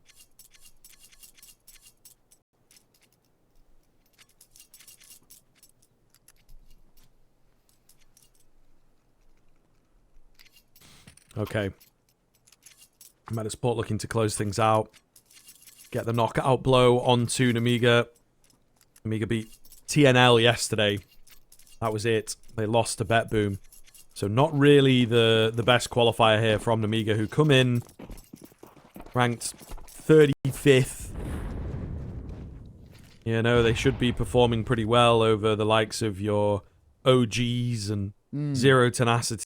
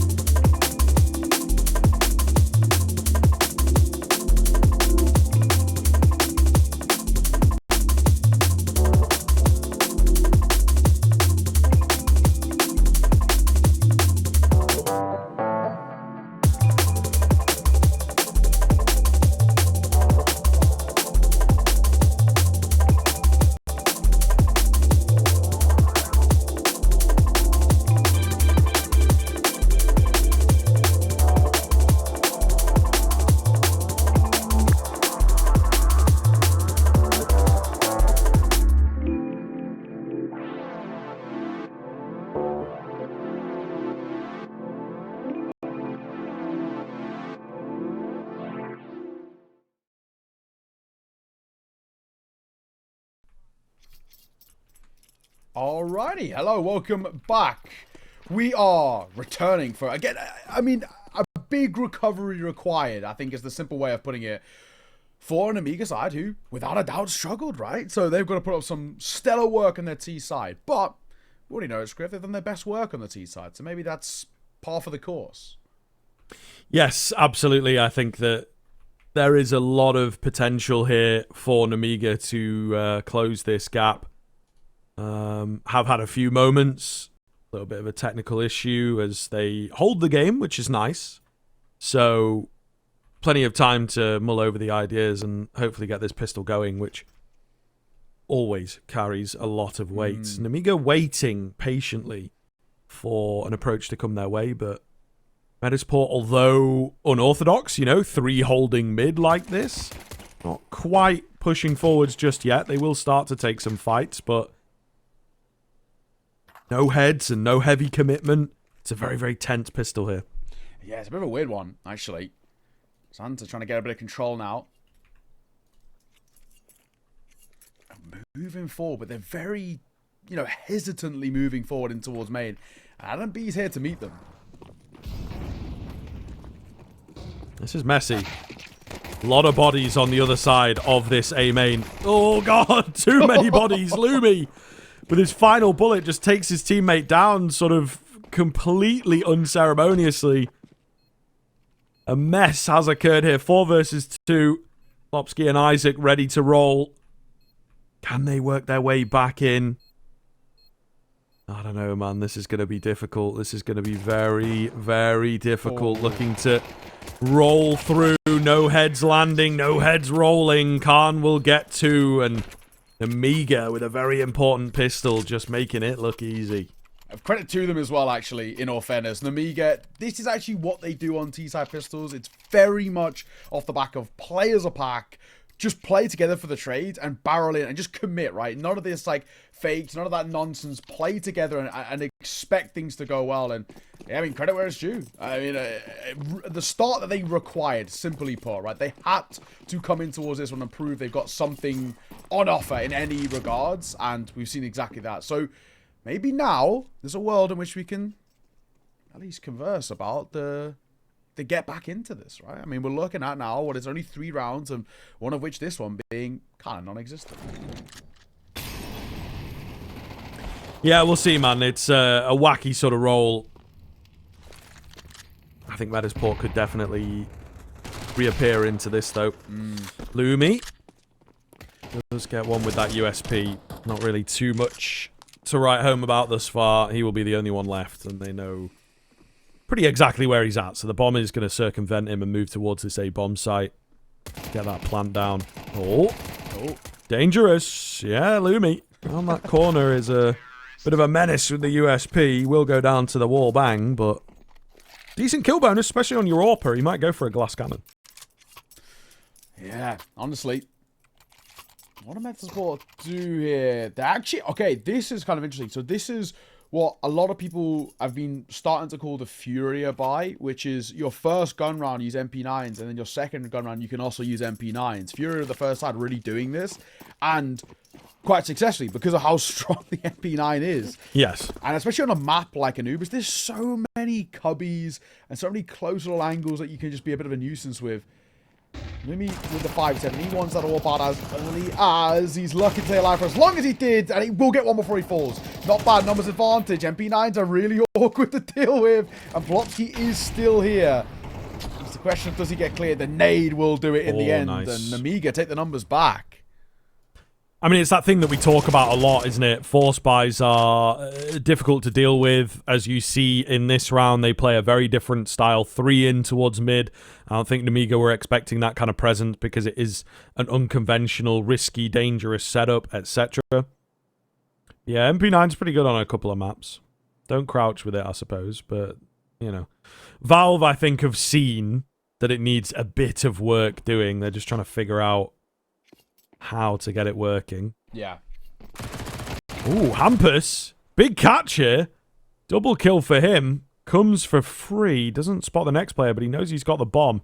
If only he could get his hands onto an AK, it'd give him a few more fighting options. I still feel like the MP9 might have an idea behind it. It's just a timing play, isn't it? 30 seconds as Hampus doubles back towards the B site. And I want to say for now reading it wrong. Oh no, he's reading it right. It's like a big game of Ring Around the Roses here as they move around the map. If Hampus just stops, does nothing, he can actually win this round.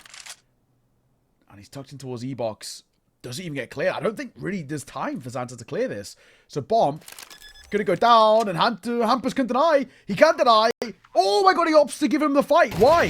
What? Oh, I don't understand why Hampus has even decided there to try and go for that. There's no way that Xanta would have known he was in towards Dark, but he gives him way too much respect. Hampus massively overthinking the situation there and thinking that he tapped the bomb and was going to fight, but there's no way he would have been spotted. So that is really unfortunate. And then Hampus goes for the swing and the AK wins out the duel. So difficult and a tough one to let slip like that. It is very tough. It is very tough. I think you are potentially right on, you know, classical approaches to a clutch like that, where it's like, oh, why does he think he's fake? But you do have to bear in mind, Nemiga on Inferno, a lot of clutch attempts, they were faking. You know, like, I think it is maybe a little bit popular for them, but in that situation, he doesn't. So maybe some hangover. Yes, overthinking. I think you're definitely right on that, but I can certainly see where Hampus goes to in his head, relying on those instincts, but they've been sort of finely tuned to Nemiga after that Inferno. So it does make a difference. Keen headshot from Risky Bob. Takes one of his own. Survives on 4 HP. The damage is decent from Metizport, but they're unable to return the kill. That's true. Oh, this is an interesting round because even though it's a 5 versus 4, Risky Bob is obviously 1 foot in the grave already, and Zwei is sort of one tappable to the M4s. So in the right situation, this could be a little spicy. But we're in a 1-round game. I mean, we're at a point now where, once again, it's all about the great T sides and the slightly dwindling CTs. That's a good one for Adam. And a great one for Hampus behind it. The trade, as long as they can get it here, would be huge, but they don't. And 2 kills there quickly is massive. Isaac spotted another. Oh my god, what is happening in this round? He's walking into his demise. Down goes Lear. Down goes the boss. Griffith's carnage. Look at the time. 10 seconds. That's it. It's got to be here. So Xanta's got to keep on with what he's got. I think Metizport, I know they play well, but I think they get quite fortunate that they were just in the right place at the right time. Yes, absolutely. I mean, Isaac's the one that kind of finds the big kill. It is only 1, but he's done so much to sort of scare them off and keep that presence and not go down.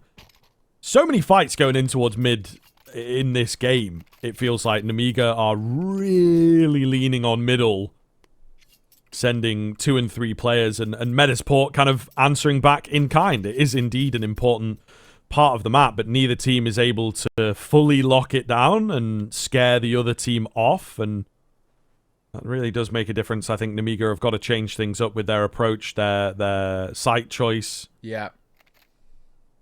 It's getting a bit too predictable, but certainly chaotic. I would say that Anubis leans into the chaos.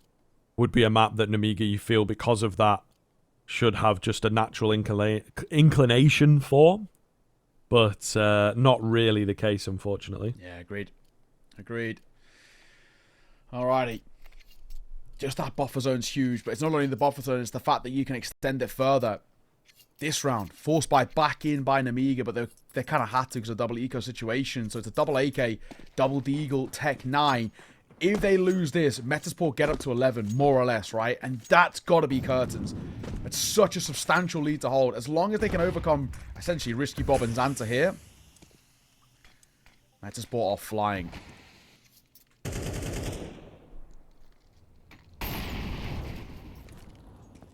See if they can keep that trend up. Nemiga obviously taking some time, so you would imagine that this round has got some legs. Something that they've worked on. It's very risky. Feels like it's a bit early to say, but this round might be for the game. To be honest with you. Adam B left very low. Finished off, in fact, by the Tech 9. That's a weird fight to lose. We got dink down and then just completely finish, not even like through a smoke.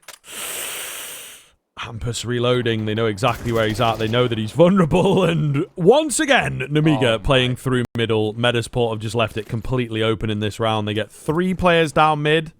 That's a free round any day of the week, whatever kind of buy you're on. So, a weird switch up from Metizport, I suppose. Yeah, honestly, that was, it felt like a gimme, right? It felt like an easy one to take, and I mean, credit to Nemiga, they make it work for them, and they pick up guns as well as just little additions to make it even that much sweeter, and Zwei might potentially make it more expensive on the tail end here.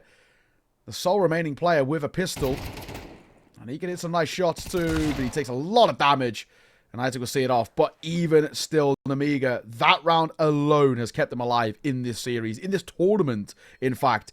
If it wasn't for that, they were seriously in a lot of trouble. We were talking about, like we said, like 11 rounds basically being there for Metizport, but the one that they were sort of statistically so favored in, it's a simple play by Nemiga, like you mentioned, through that mid, which their control has been excellent throughout this map so far. And look where we're at. Back again to a 1-round game. And Metizport going to call for a pause here. It just feels like, unfortunately for Metizport, and we saw this in towards map number 1, they struggle to capitalize upon leads that are kind of gifted over to them.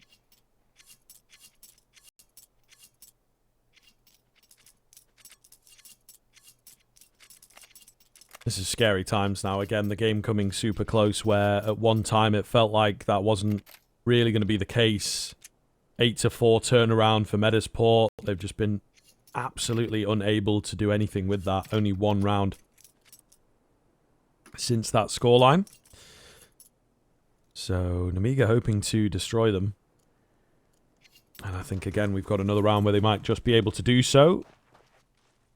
I can sense the response from Metizport to get a round back here in a round that they have no right winning.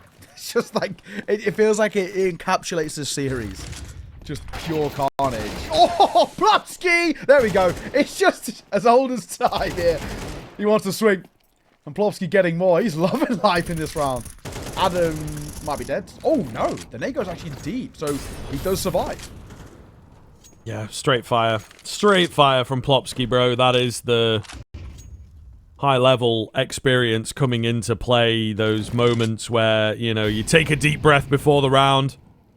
You're the one that wants to get set up. He's got plenty of players working around him that he can sort of play off of and ultimately try and bait, but it works nicely.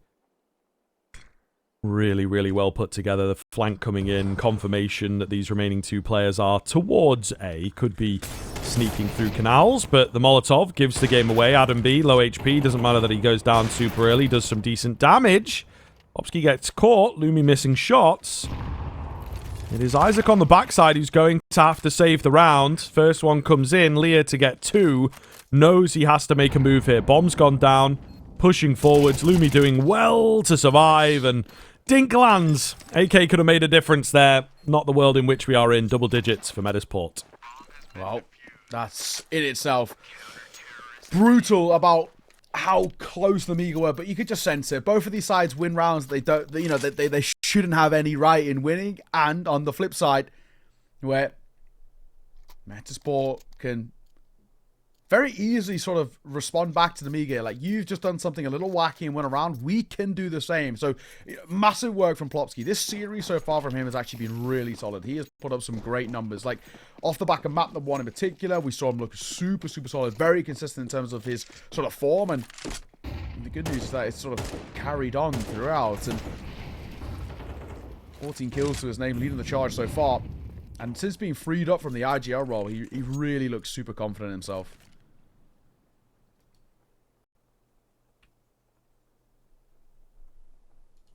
Yeah, he was always a great player. I just don't know that he was, like, the greediest, you know?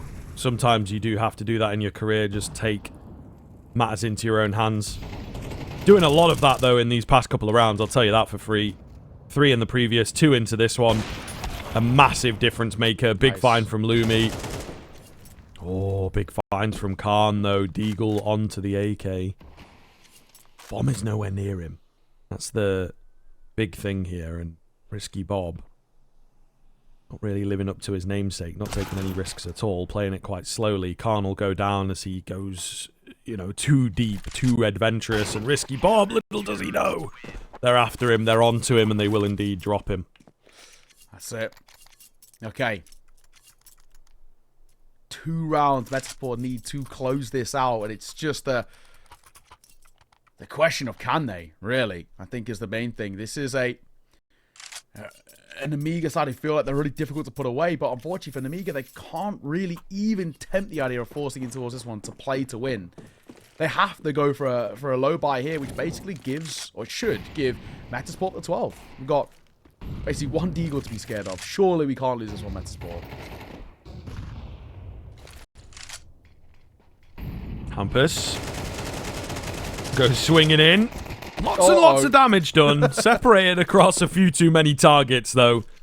So he's only going to get one. Gives an AK away. It's potential for some dangerous damage from Nemiga.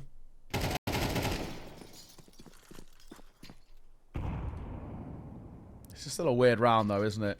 So much damage has been dealt. Surely it should be impossible. Xanto and an AK. He has some crispy moments. Unfortunately, this one not to be. Down they go. 12 for Metizport on your opponent's map pick. You got 4 match points to close it out to stay alive here in the Dallas Quals. And it looks like we'll be bidding farewell to Nemiga at the moment. They have unfortunately fallen just a little flat. Yeah, the resurgence here from Metizport has been absolutely massive. It felt like Nemiga was in a pretty good position. We were 9-8. They just won a force buy.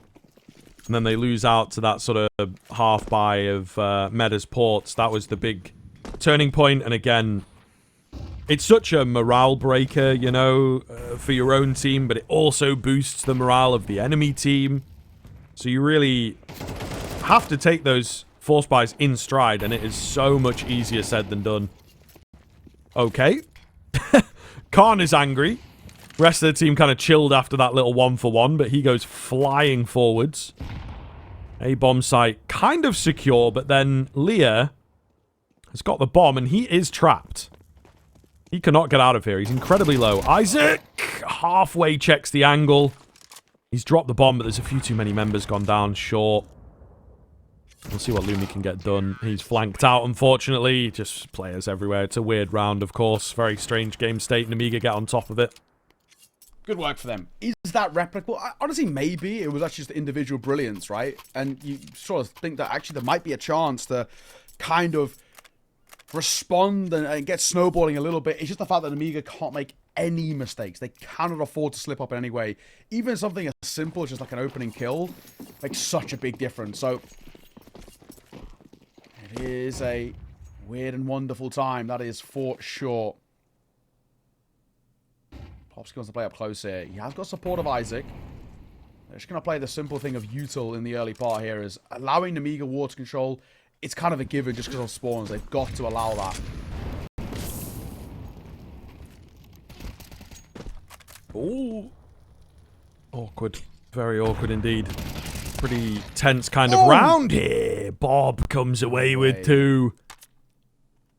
Incredible work. Exhumes them out of this B-bomb site as they will look to break back in. Unfortunately, not really anything coming from Metizport, so just going to have to save it.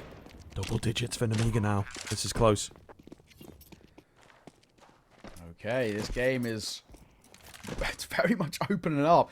Yeah, obviously, we've got to save it for Metizport. We can't be tempting fate giving this a go, but I actually like the call by Nemiga to hunt. You can send a couple of rifles that way to see what they can get, and a dink as well onto Hampus. There might be a kill behind it as well. Adam B fighting for his life, and it's a life he'll lose. Down to 2. This save becoming very feeble, very, very quick. I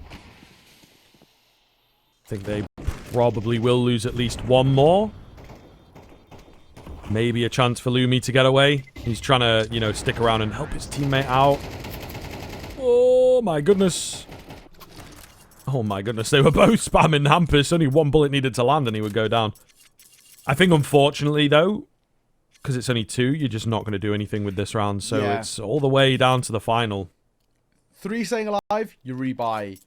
But 2, yeah. I mean, teams do attempt the force around this occasionally, but it is definitely an insane risk to take. I don't think it's worth it for Metizport, who can, hopefully ship that AWP in towards the next round and utilize it well. But even still, this can become a little weird at times. One opening kill goes the way of Metizport, a recovered weapon, and then you never know. But just speaking of opening kills, it's gone. Pistol of Plopsky gets caught. I like this. This is a cool boost. You don't see this too often. Boosting above the smoke on the boxes. Probably because you're spammable, I think is the big risk. Isaac was tempted to stick around there, but I think he makes a smart call to get out because the smoke gets broken open and it dissipates. Still just trying to discover where these guns are, Nemiga. So taking it quite slowly. You don't want to walk into something like a cheesy boost. You know, it is quite common. But a stack as well from Metizport, so they have to make the right call. Are they going to allow Leah to fully go off the reins, off the lead? Do what he wants? I don't think so. So it's a very widespread kind of default here. 40 seconds, thereabouts on the clock for Nemiga to get anything going. They are edging towards B here. So this could be very, very dangerous. Of course, the entirety of Metizport over here. You've got the AWP in at dark. Hampus hidden away at jail to just try and bait his teammates out. USP going to go forwards. He will fall. Let's see what the AWP can get. Not much on the shoulder peak. Keep your eyes on the M4, though. Lumi tries his best to move forwards. Not going to happen. It's a double spray down from Hampus, but he just needed a bit of support. You know, one more player to distract or the AWP to find one or two. Not going to happen, so it ends up being inconsequential. But here we are. 24 rounds required. Are we going to need any more? Maybe. Honestly, no AWP to work with for Lumi on the other side, so just a rifle for him. And even in a way, little bit lesser utility on that Metizport side. They've got to pull a real trick out of their sleeve here. Let's see. 12-11. We've got the full 24. Isaac. Okay, that is so bold. He went dry. He didn't go with a flash. Surely these steps must have been heard. That's why he's playing anti. The longer he waits here, though, the more likelihood that it gets unchecked. And he does have support for a trade, but you again, Khan's, we've been posted with that AWP. It's not a peak you want to be taking. No, potentially not.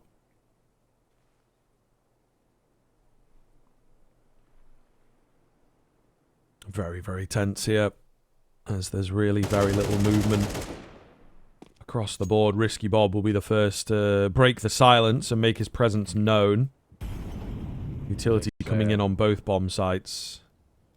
Not going to push mid. Oh, Isaac, it's so very risky. Just stay safe, and he does indeed. A little bit of damage taken on the way out. Meanwhile, Adam B pushing in at A. The timing here is absolutely perfect. He's missed the player, but he's made it out.